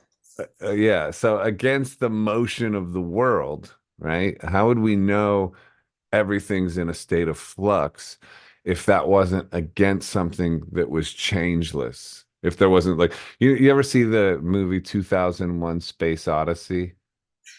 I did, but it was at a time when I was trying to get by on 3, 4 hours of sleep, and it Okay, was so late you're at night when I was well, there's a launching. monolith in there, like, and the apes see it, and it's the dawn of man, and the monolith keeps appearing.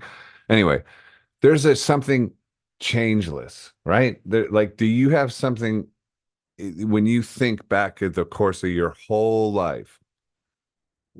Is there something that is exactly the same right here, right now, that was when you were five, that was when you were 10, that was when you were two, that was when you were 20, that was when you were 36? Is there a witness or some form of consciousness or something that is literally unchanging throughout this whole journey? Do you have a sense of that? Um, uh, there is constancy in breath, in our nourishment of breathing. There is constancy in our circulatory systems. What There about is consciousness, though? well, no, that didn't happen till later. I mean, and that's kind of an interesting thing too, as well, is that What do you um, mean it didn't happen until later? It happened right like away. right, but I was not No, aware of it. I was doing everything I could to, you know, but was it aware of you?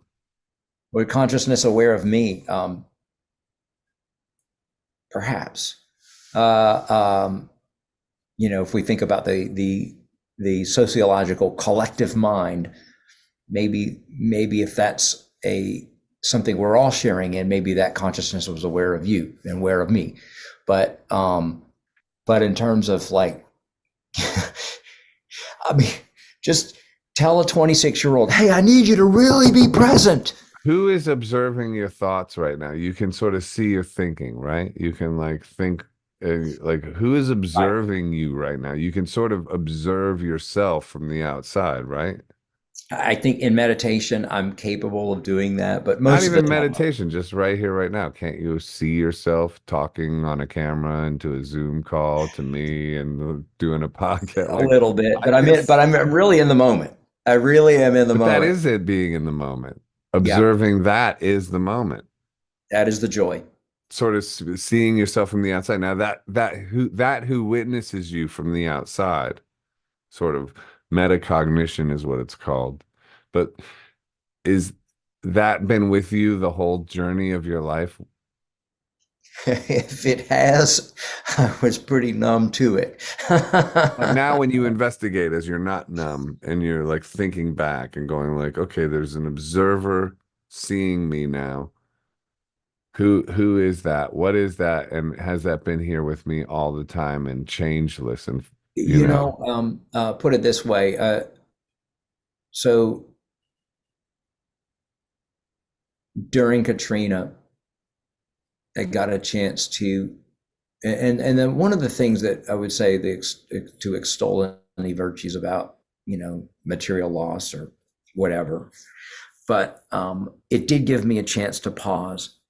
And one of the ideas that occurred to me was that love was always around me, has always been around me in ample amounts.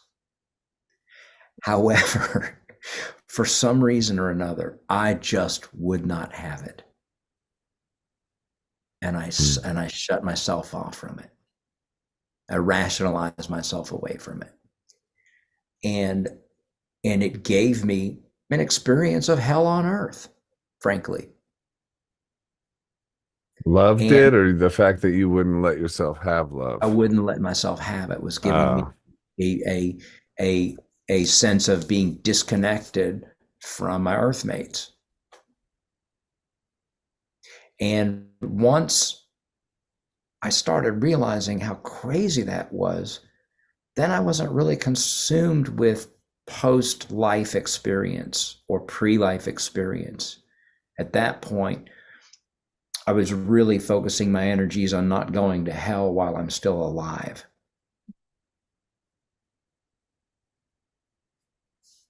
yeah. So you don't spend a lot of time in witness consciousness, like in terms of just, Now, no, I when I when I put myself into meditation, and then some of this occurs when I'm journaling too, invariably kind of put you in that observer consciousness.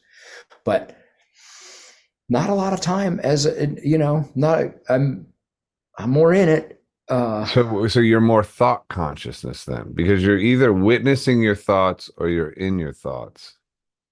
Yeah, I might be more thought consciousness than preferred to It's be. hell on earth, dude. It's hell on earth. I Yeah. can't do it, dude. I mean, I do it. I'm not saying I'm constantly in witness consciousness, but that is a big shift for me that I am just not interested in identifying with my thoughts. It's just all No, I don't think nonsense. that I don't think that I don't think that I don't think that I'm interested in identifying with my thoughts either. It's I nonsense. Well, it's like it's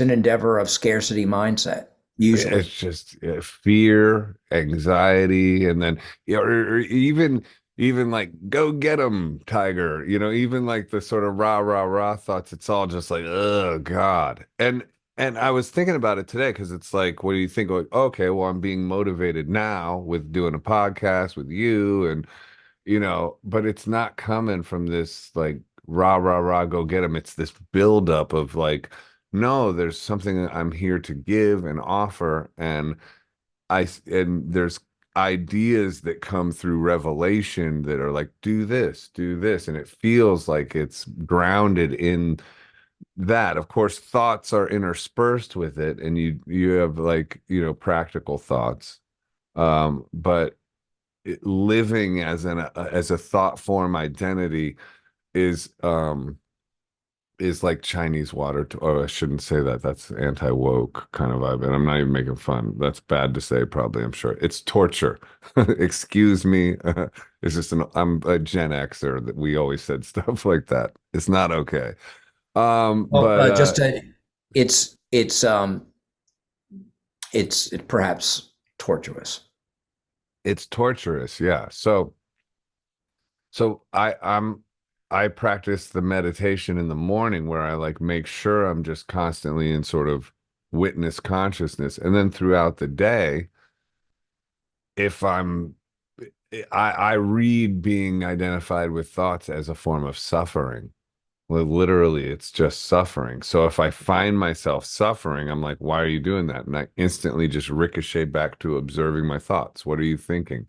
And I know I'm not my thoughts. I'm pretty clear on that. So, Oh, and once you practice it, it's like a muscle. At first, it's kind of weird, and you're like, wait a minute, what? And then, but the more you practice it, the more it just becomes home base. And so it becomes more and more natural. Like, why would I go back to that place of basically self-flagellation is what identifying as thoughts are, because thoughts, it's like a tool. It's like a portion of the sort of landscape of who you are that's meant to be like a tool, like a hammer or something. yeah. There's It's a not there, meant to be your identity. no, I agree. There's a good book written in 75, 72, maybe even, by Ken Keyes Jr. And it's called Handbook to Higher Consciousness. Hmm. If you can kind of get past the groovy, far out kind of 70s lingo in it, what he has to say is really, I find it very, very valid, especially in a Western perspective. And I found out that he was bound to a wheelchair for probably the last half of his life. And he says, and as I look across my life and the lives that I've had and the marriages that I've had and real estate investment and all of that shit over the years, it would appear that the ability to walk was preventing me from the work I need to do, Mm. which is this now. Just like I was all the time, I was running around and having affairs and doing all this stuff. It appeared that the ability to walk was preventing me from doing the work I need to do now. But Hmm. he's big about power, security, and sensation as being the lower centers of Hmm. consciousness. And it's not that having power or having security or having sensations are bad in and of themselves, Mm. but they do, our attachment to having them when we want them prevents us from a full and unitive experience, human experience with other people. And so, Mm. part of his, first pathway, he calls it, is I'm freeing myself from the power, security, and sensation addictions. Yeah. That, Sensation is tough. Power, security. I mean, all of them are tough. Security, you would think we all want security. But then that may be an illusion of security. But sensation is a difficult one. I think about that one a lot because would you classify as the practice of yoga as a sensation? You could even say going to church is a sensation. I mean, what's not a sensation? It's like it gets really crazy at a certain point. Like I like to do my morning meditation, but I do it at the cold plunge place. Sensation, cold plunge. But I am practicing witness consciousness. Then I go into the infrared sauna again, sensation. But all these are healthy modalities. So you see what I mean? You could think of sensation as like doing drugs or sex or whatever, like the sort of ones that easily fit sort of criticism. But then there's the ones that are healthy sensations, like going and doing a yoga class. I mean, do you think about it like that? Like how I think void that, of sensation are we supposed to be? Are we supposed to be just like, but even then, sitting in a mountain meditating, is bingo, sensation. Sensation is everywhere. right? Powers that prevent me from loving myself and make me judge others. In other words, if we're endeavoring to do something that is, its primary function is isolating, cutting ourselves off from other human beings, then it's probably not a good endeavor. But if it's having sensation in and of itself, having success or security or power in and of itself is not a bad thing. It's Right. the degree to we're attached to it. And that's what I Hmm. used to say when I had, it's like pleasure ain't a problem, man. Keeping pleasure showing up at 9 a.m. first thing in the morning every day at my doorstep. Well, that's a whole nother thing. First thing out in the morning, pleasure. So Yeah. it's,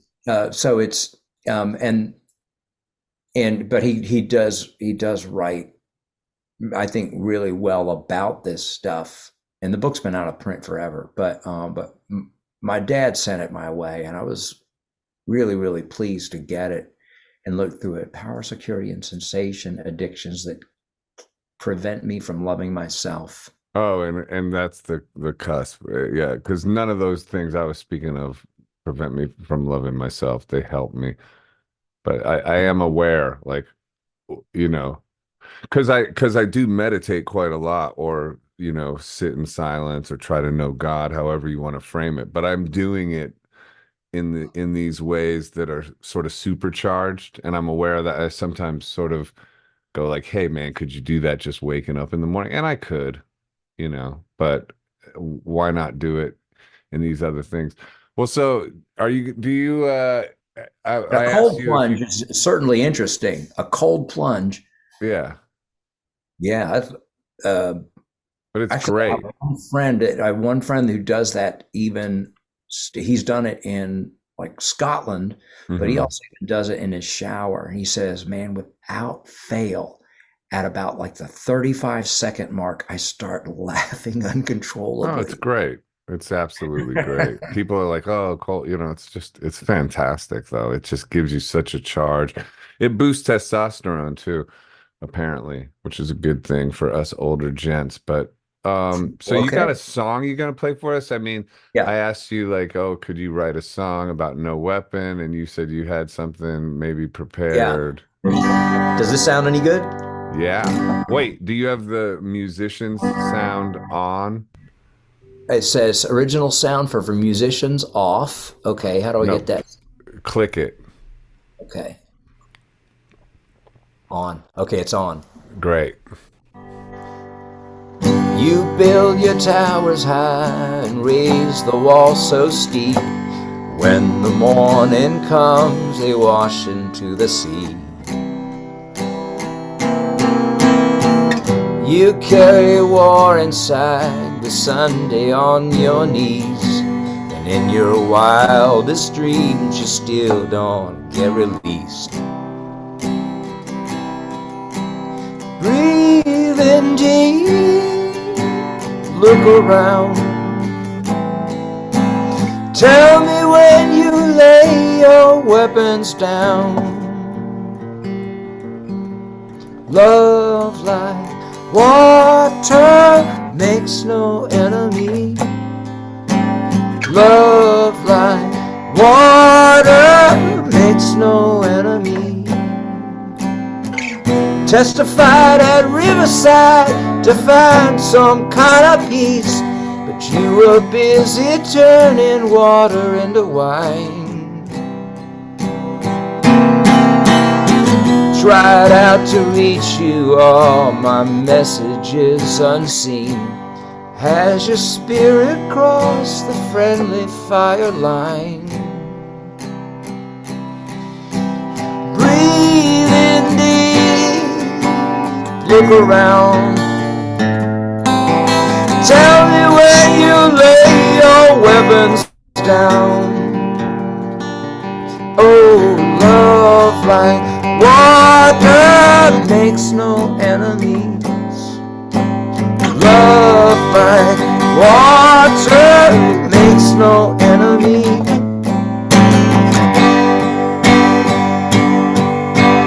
Clouds in our way, they block the sun,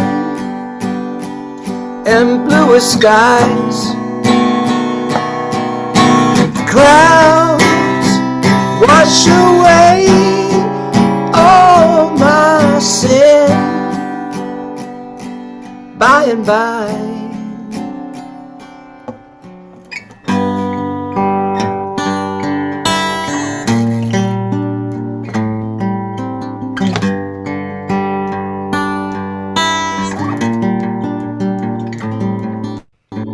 love like water makes no enemy. Love like water makes no enemy.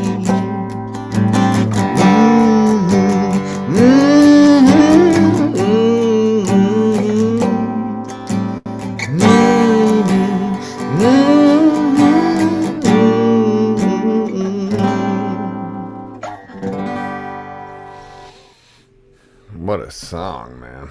Damn. Did you write that? Yes, that's me. My friend Adam McIntosh, and then a guy here in town named Bradley Cole Smith. And Wow. so all I had was that refrain, "Love like water makes no enemy," Beautiful. and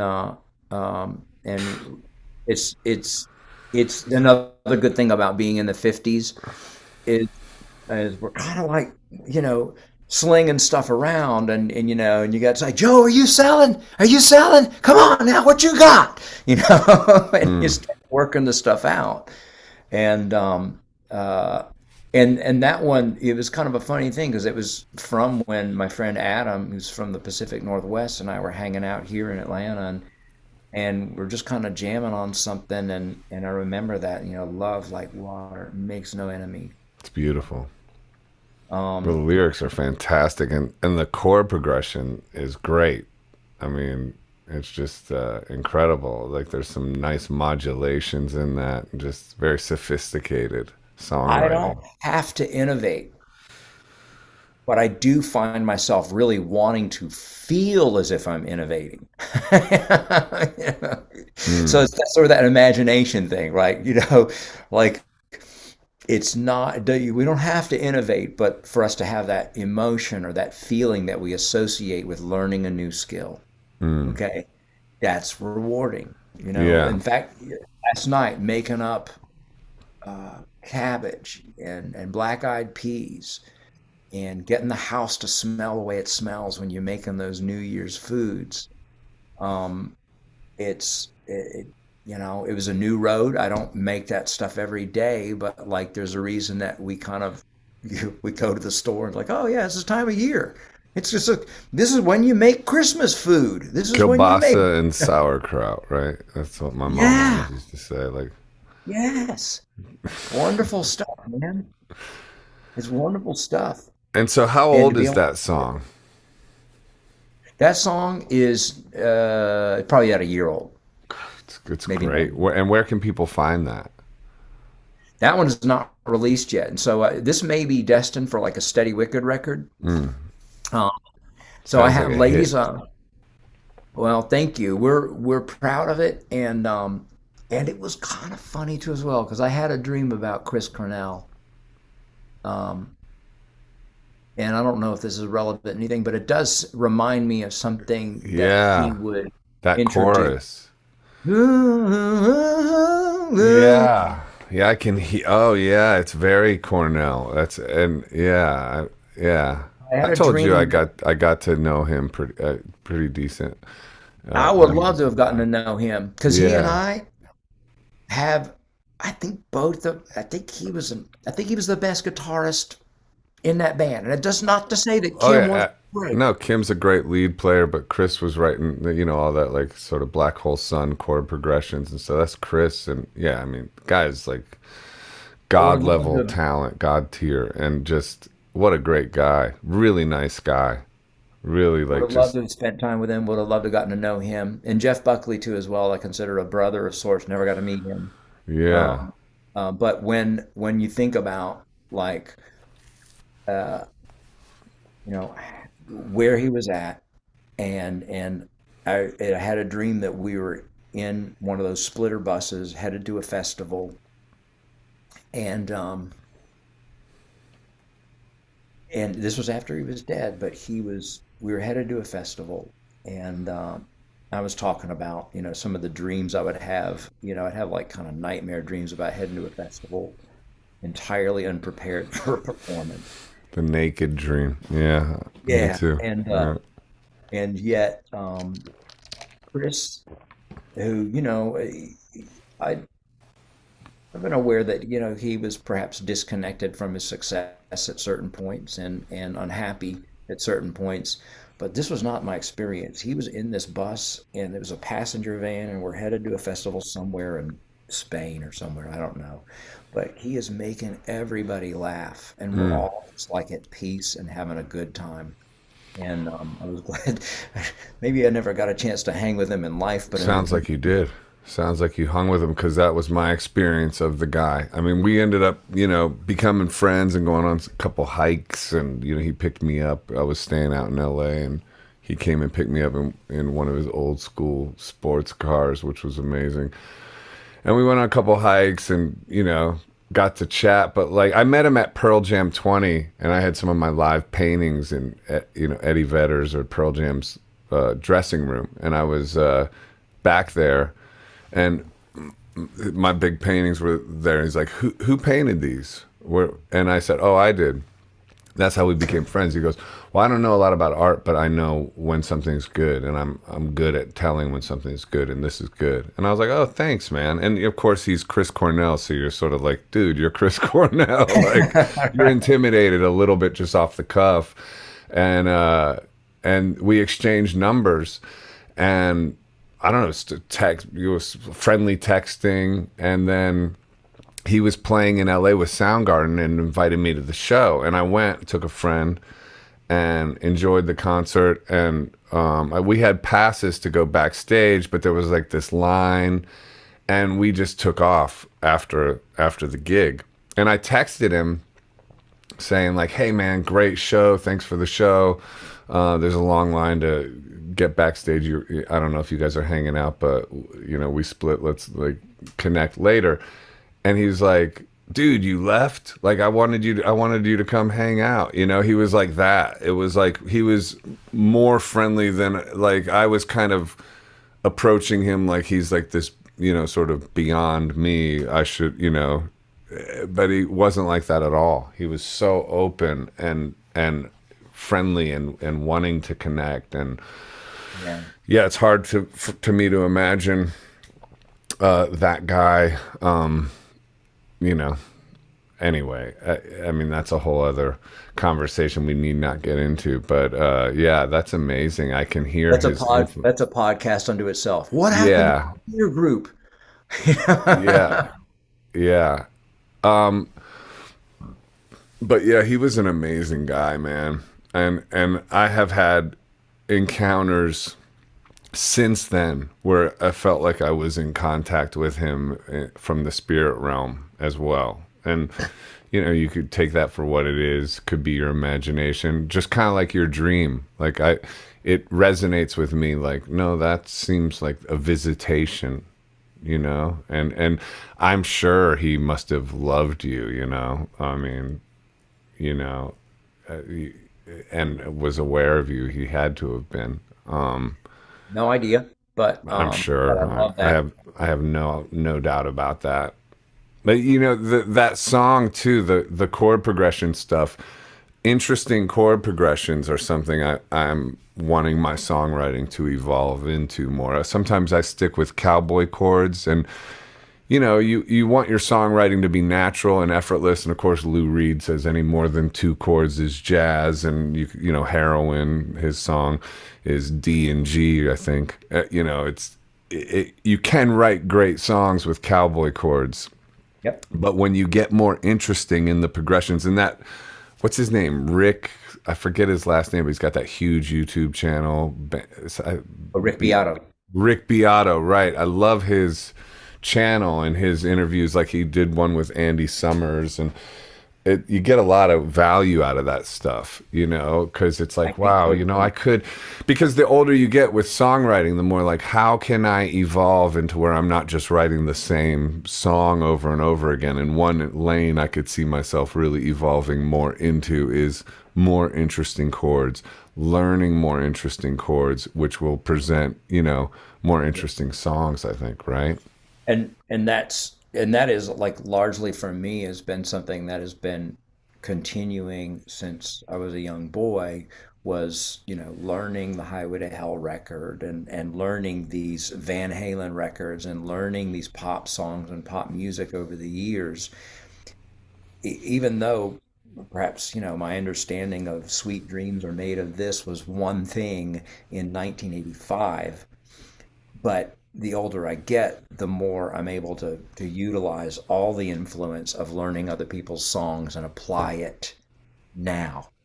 And Mm. um, and so you know when people like, so how do you play? You know, Sweet Dreams Are Made of This now. It's like, well, I oftentimes I'll start off with the gospel vamp. It's like the gospel vamp. Yeah, the gospel vamp. It's in that song. You never hear it. It's like, hold your head up, moving on. Keep your head up, moving on. Hold your head up, moving on. Keep your head up, moving on. Hold your head up, moving on. Keep your head up, moving on. Hold your head up, moving on. Keep your head up. And then you're in it. And So good. so it's so cool, right? But Right. like it happens so fast in the composition that we don't even realize we just got the rave up. Mm-hmm. That's interesting. And but the older we get and we revisit even the songs that were cowboy chord songs, we start realizing now there was a little bit of subtle stuff there going on. And that's one of the things I really like about Rick Beato, what he has to say on his channel about because it's all inspiration and love driven. Oh Everything that yeah. everything he teaches about something he loves and respects. Yeah, he's great. What a great character that we have on our Yeah, hands he's a with that peer. guy. Yeah, do you know him? I mean, he's an Atlanta guy. I don't think I don't know that Never I met him. crossed paths with him when I was in Atlanta, but you know, did you? I mean, he's got to be totally aware of you as well. He allegedly is aware of me, but I For never sure. met him. Yeah. But it'd be interesting to talk with him. Oh man, I would love for you to be on his show and get interviewed. I mean, he would do such a great one. That would be a great one for him, I think too. I mean, I love what he had to say, and I loved about him sharing about his aunt that gave him the piano and just all kinds of cool stuff that he learned over the years growing up in mm. Ohio, I think as well. Is that where he grew up? That's where I grew up. That's crazy. I didn't know he was from Ohio. Hey Mhm. man, so on Rick Beato though, what do you like, as far from my point of view, this James Hall is the greatest version ever. Like you've lost nothing. Your songs keep getting better and better. You've always been strong. And even we're doing this podcast now. It's like we're living in this time of a creator's economy. Have you thought about doing something branching out from music where you're sort of participating, maybe starting a podcast, maybe breaking down other people's song, like what's his name, Justin from the Darkness, Justin Hawkins, I think. He's got a great YouTube channel where he breaks down songs, and that's going really well for him. And so, are you thinking in terms of like, because that's what it seems like the comedians did it first. Obviously, Joe Rogan, Theo Von, all those guys. Their their digital content is sort of all of it works together with their live dates and everything like that. It seems to me, in the sort of gluttony of content that's out there, to sort of get your work out there, we have to sort of expand the universe in how we present it via podcasts, via whatever social media. So, do you think along those lines, like maybe creating James Hall content outside of just songs and touring? That's a good question. I haven't really entertained it too much because a lot of the times I do feel uh, happier the less screen time I have. Sorry for sound, but I mean like in terms of like writing a song, it's usually like pen and paper and a couple friends and a guitar. And so um, recording it is a whole different thing. I am best served when it's captured live in some manner, even if it's, maybe you mix it not live, or you reapproach it at a later date. But I haven't really entertained too much in the way of like content creation. Although I do believe that maybe it has always been a creative economy, or a creator economy, because well, do you know Jeff Bezos? Of course, dude. I'm an Atlanta Okay. native. Dude, I used to work at Clark Music right next to Bacos. I can't believe you're bringing up Jeff Bacos. Shout out Jeff Bacos if you're listening to this. He's an Yeah. amazing dude. Well, he said to I me, recorded with him back in the day.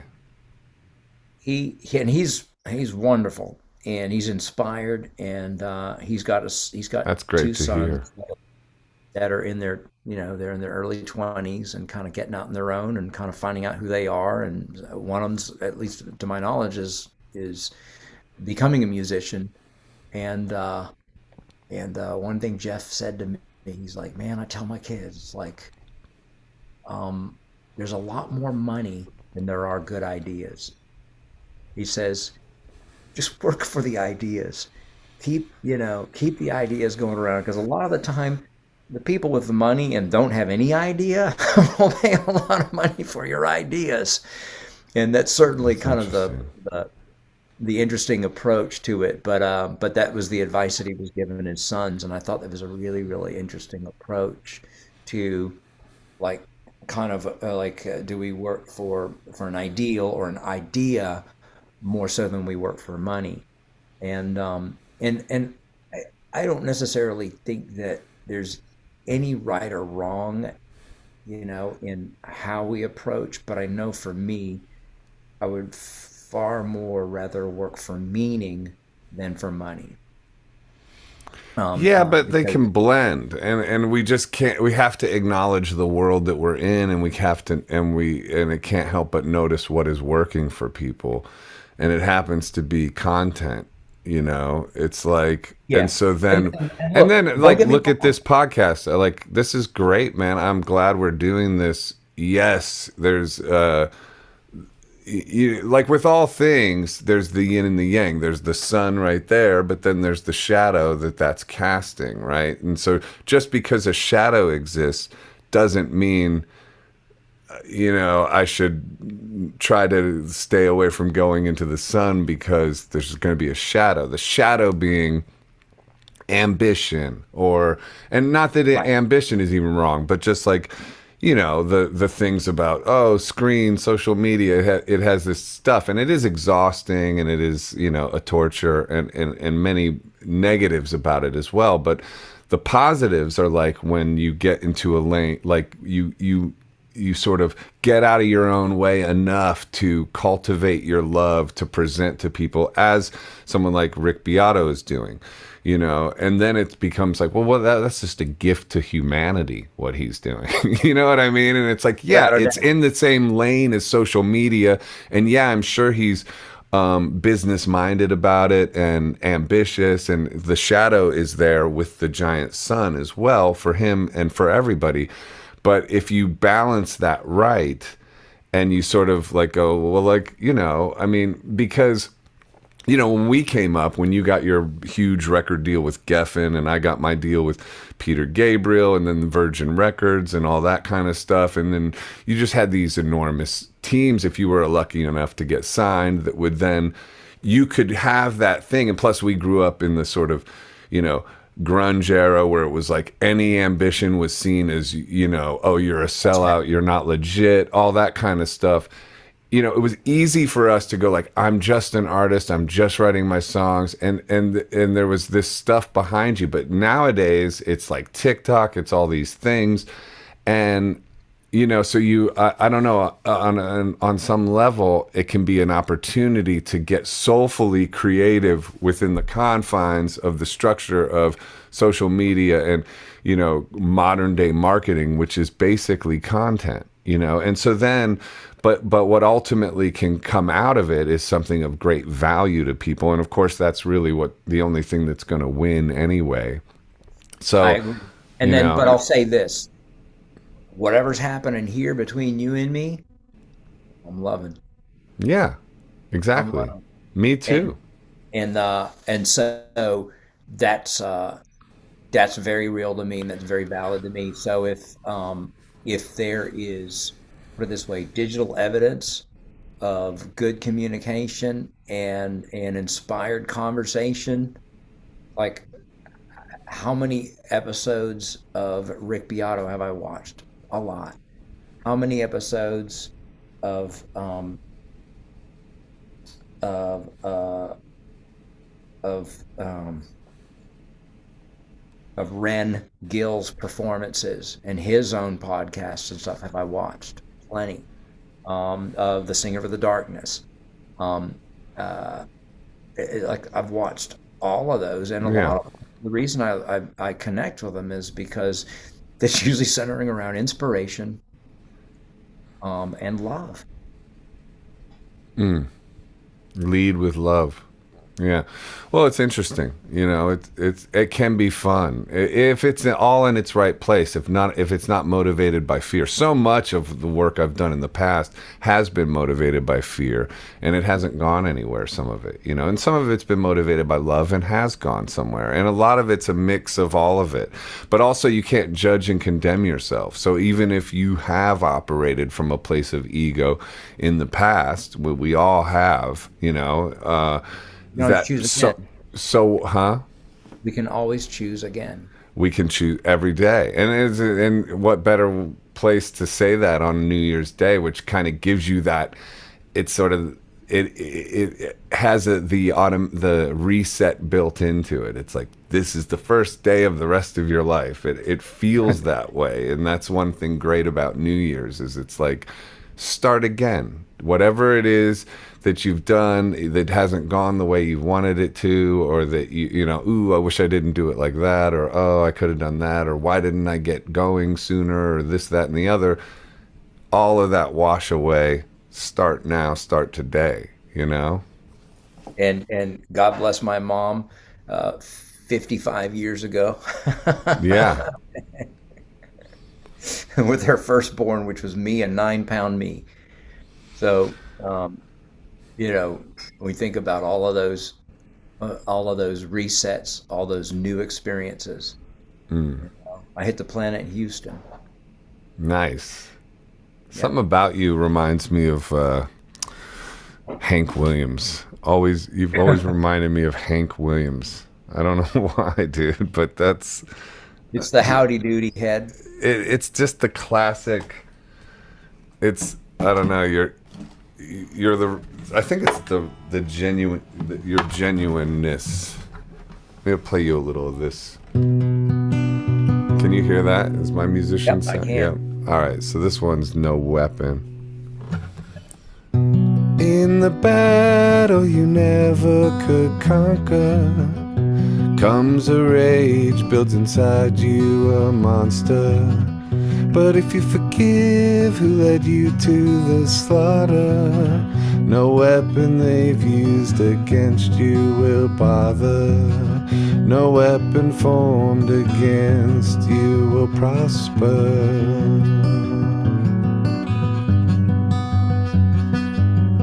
And though it's hard to let go of the anger when the devil wants to keep you in danger, if you can lean ever more towards the Savior, no weapon they've bet against you will wager.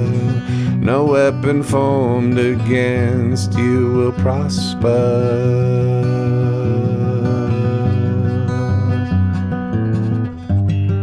Trying to make your way back to the light, where your dreams are still running, they're free. Asking the Lord to help make it alright, and to be who He wants you to be. He wants you to be so free.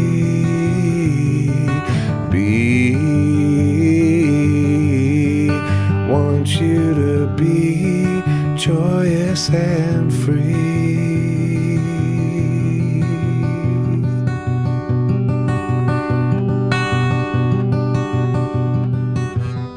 Faith is hard, but the only solution in a world full of spiritual pollution.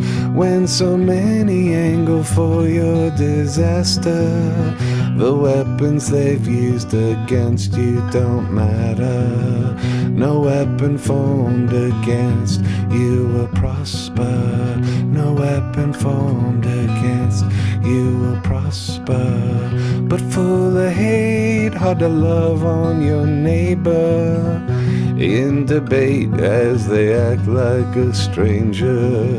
But if you can see everyone as your brother, no weapon they've used against you will bother. No weapon formed against you will prosper.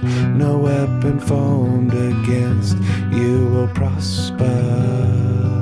Trying to make your way back to the light, where your dreams are still running, they're free. Asking the Lord to help make it alright, and to be who He wants you to be. He wants you to be so free.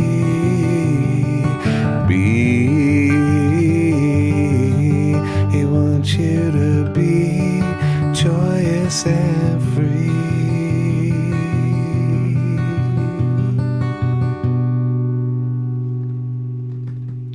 Great.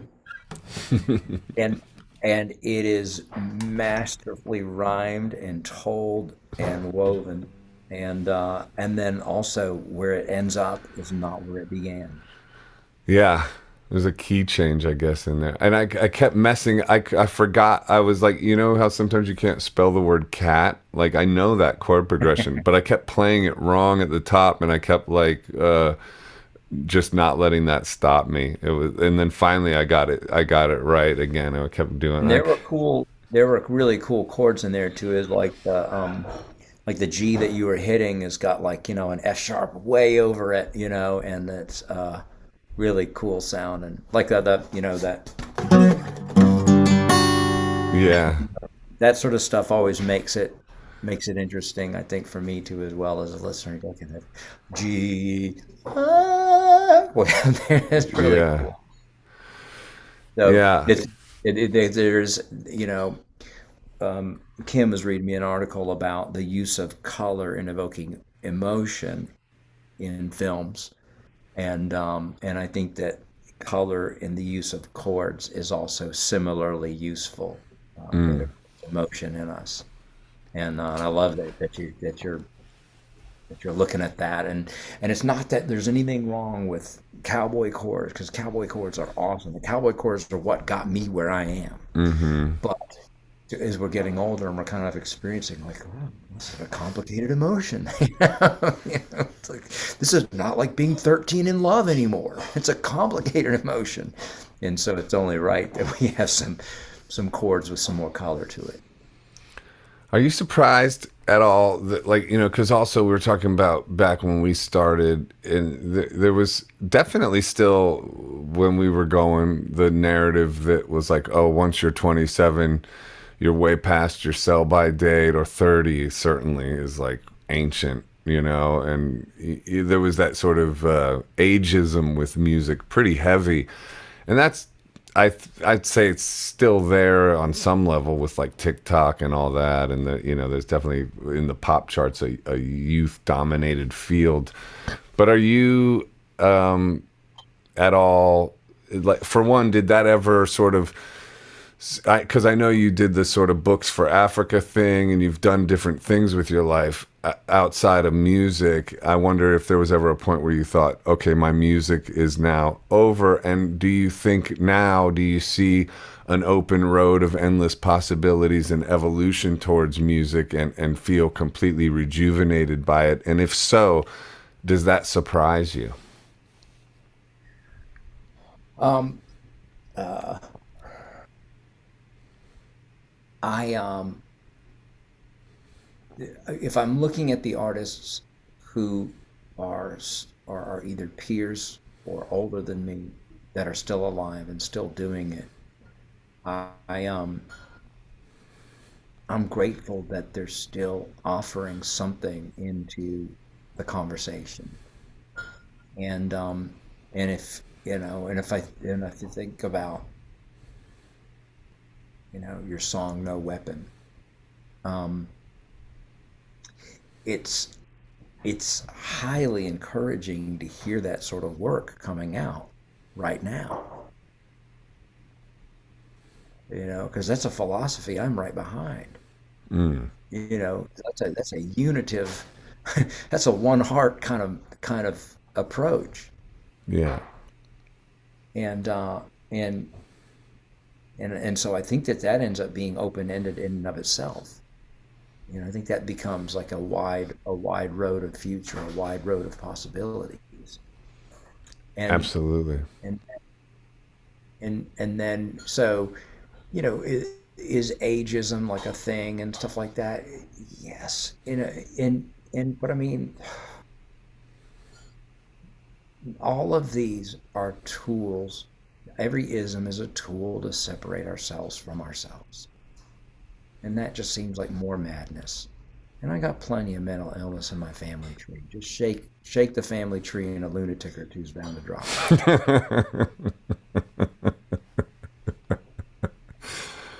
Yeah, that's funny too. That's a good image. You should write that. You should write that song.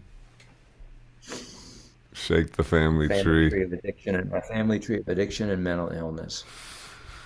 Yeah, what family doesn't?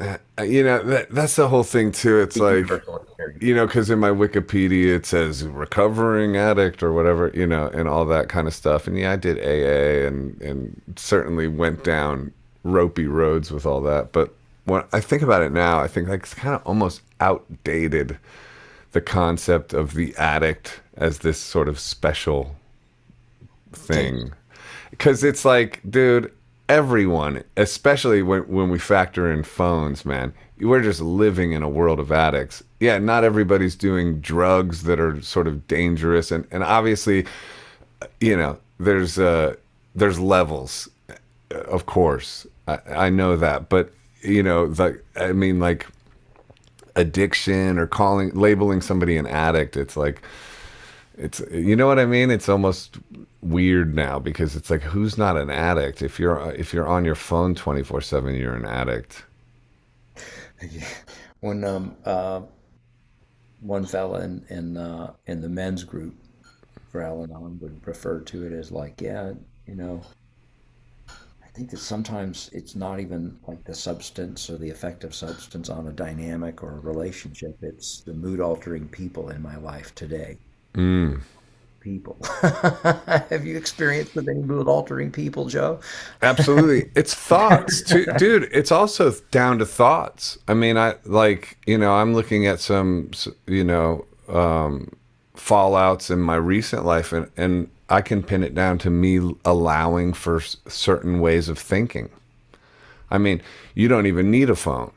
It's just your thinking. It's like, and that takes me to Ho'oponopono, which is something I practice a whole lot. And it's because if I feel resentment bubbling up in me, I attack that right away with Ho'oponopono. I love you. I'm sorry. Please forgive me. Thank you. Because I'm really policing the content of my mind, because I know how powerful Ever that been to is. And when you Hawaii? practice Ho'oponopono, you can heal relationships with people that will surprise you. And even if that doesn't end up being the case, if you get betrayed by somebody, or if somebody does something you think is betrayal, and you sort of allow for anger to happen, you're then it's like a demon in them stoking a demon in you.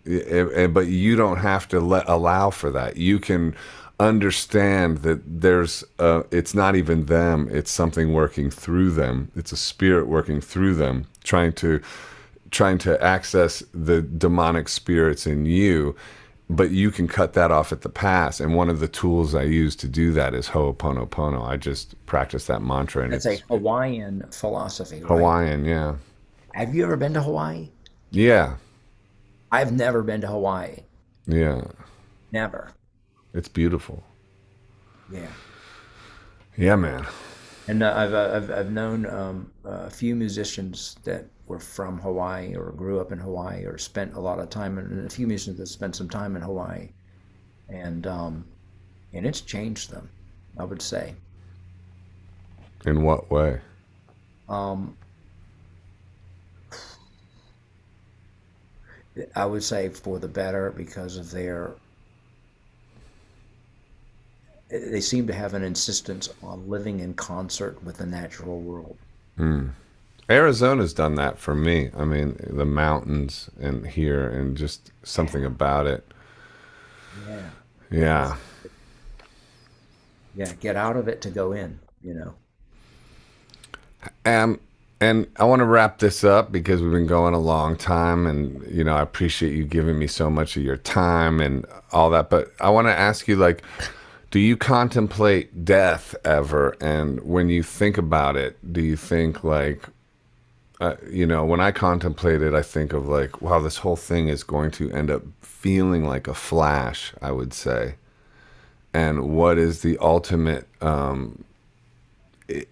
That's another forgiving balm across the whole spread of your whole life, because when you think about, you leaving, and what's behind is this story that was your life that's going to fade as well, except for the effect you've had on people and the effect that they've had on you. And I'm just wondering, when or if you contemplate death, how do you perceive it, and what does that do to you? And so for many, many years, I had a fear of death and a fear of dying and a fear of violence. And, of course, being in New Orleans as long as I was, it's, that, that's something you kind Yeah. of wake up to. But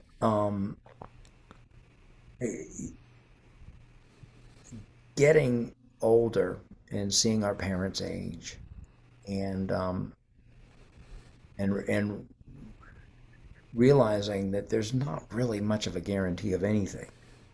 Um, and as we think about death and what we've decided to do with our lives, with our time over the years, and how we chose to live, how we chose to love, how we chose to experience things, um, I think that uh, as long as I am awake and useful and at least relatively coherent, um, and I guess maybe say not ruled by pain or the pursuit of pleasure, I think I I think that I'll have a good life. Um, eyesight, hearing, ability to taste, the ability to smell, and I've got all of those at a pretty good level right now. But that may not be the same way in 40 years. you know? And and so for me uh, to remember that there's certain things that I've had easier access to when I was younger that are perhaps a little bit more require more intention and attention now that I'm older. But I think as long as I can get around and move and be industrious and productive and useful and sometimes even if the only thing I'm doing is offering encouragement, I still think it's worthwhile.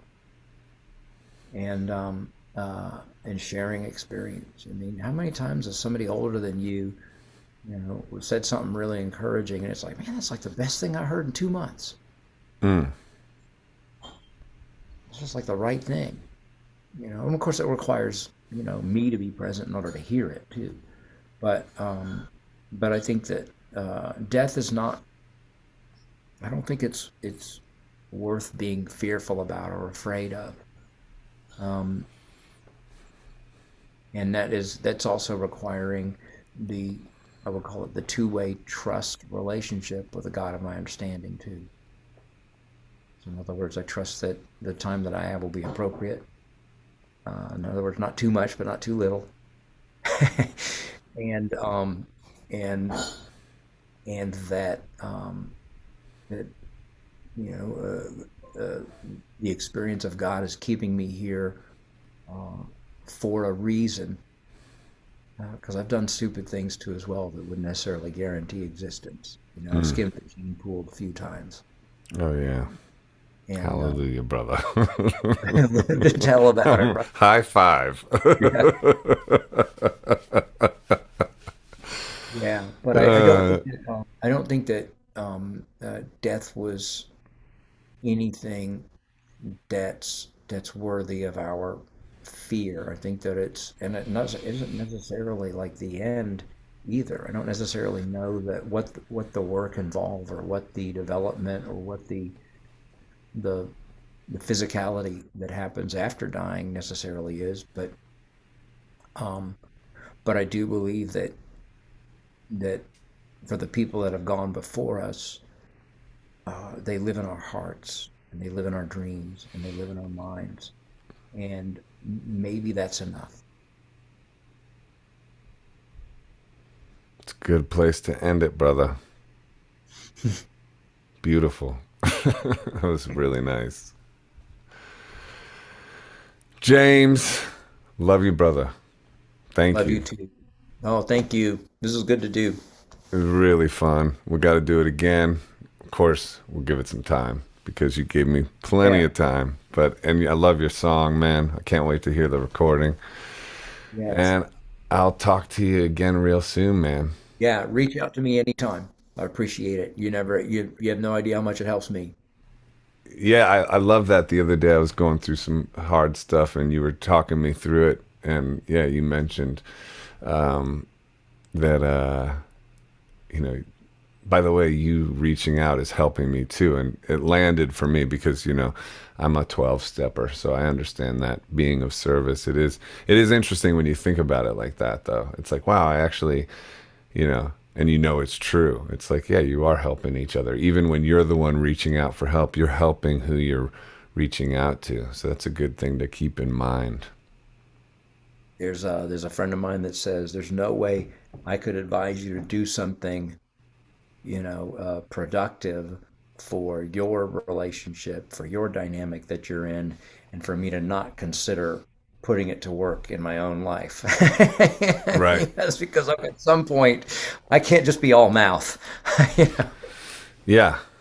Yeah, it's a good reminder. It's intimacy. And it's the nature of spirituality. When you think about the 12 step rooms, when people are talking about their issues and you realize, oh, all of us are here having a human experience and we're all full of issues and dealing with stuff. And so when you see that from others, you're reminded that you're not, it can become like, it's me, I'm in this crazy, space. And it's like, no, it's all of us. We're all dealing, and that's to me the essence of spirituality. Yeah, it is. Well, I smell some good cabbage and black-eyed peas cooking right now. I'm Go gonna get go it. Put some indulge. hot sauce on it. Oh I yeah, hope. you know me. You know me. Joe, you look great, and it You was do great to too. talk with you today. Yeah, Really man. great. Love you, Yeah. bro. I'll talk Love to you you too. later. Anytime, Thanks for anytime. tuning in, everybody. If you've made it this far, I hope so. And we'll see you again.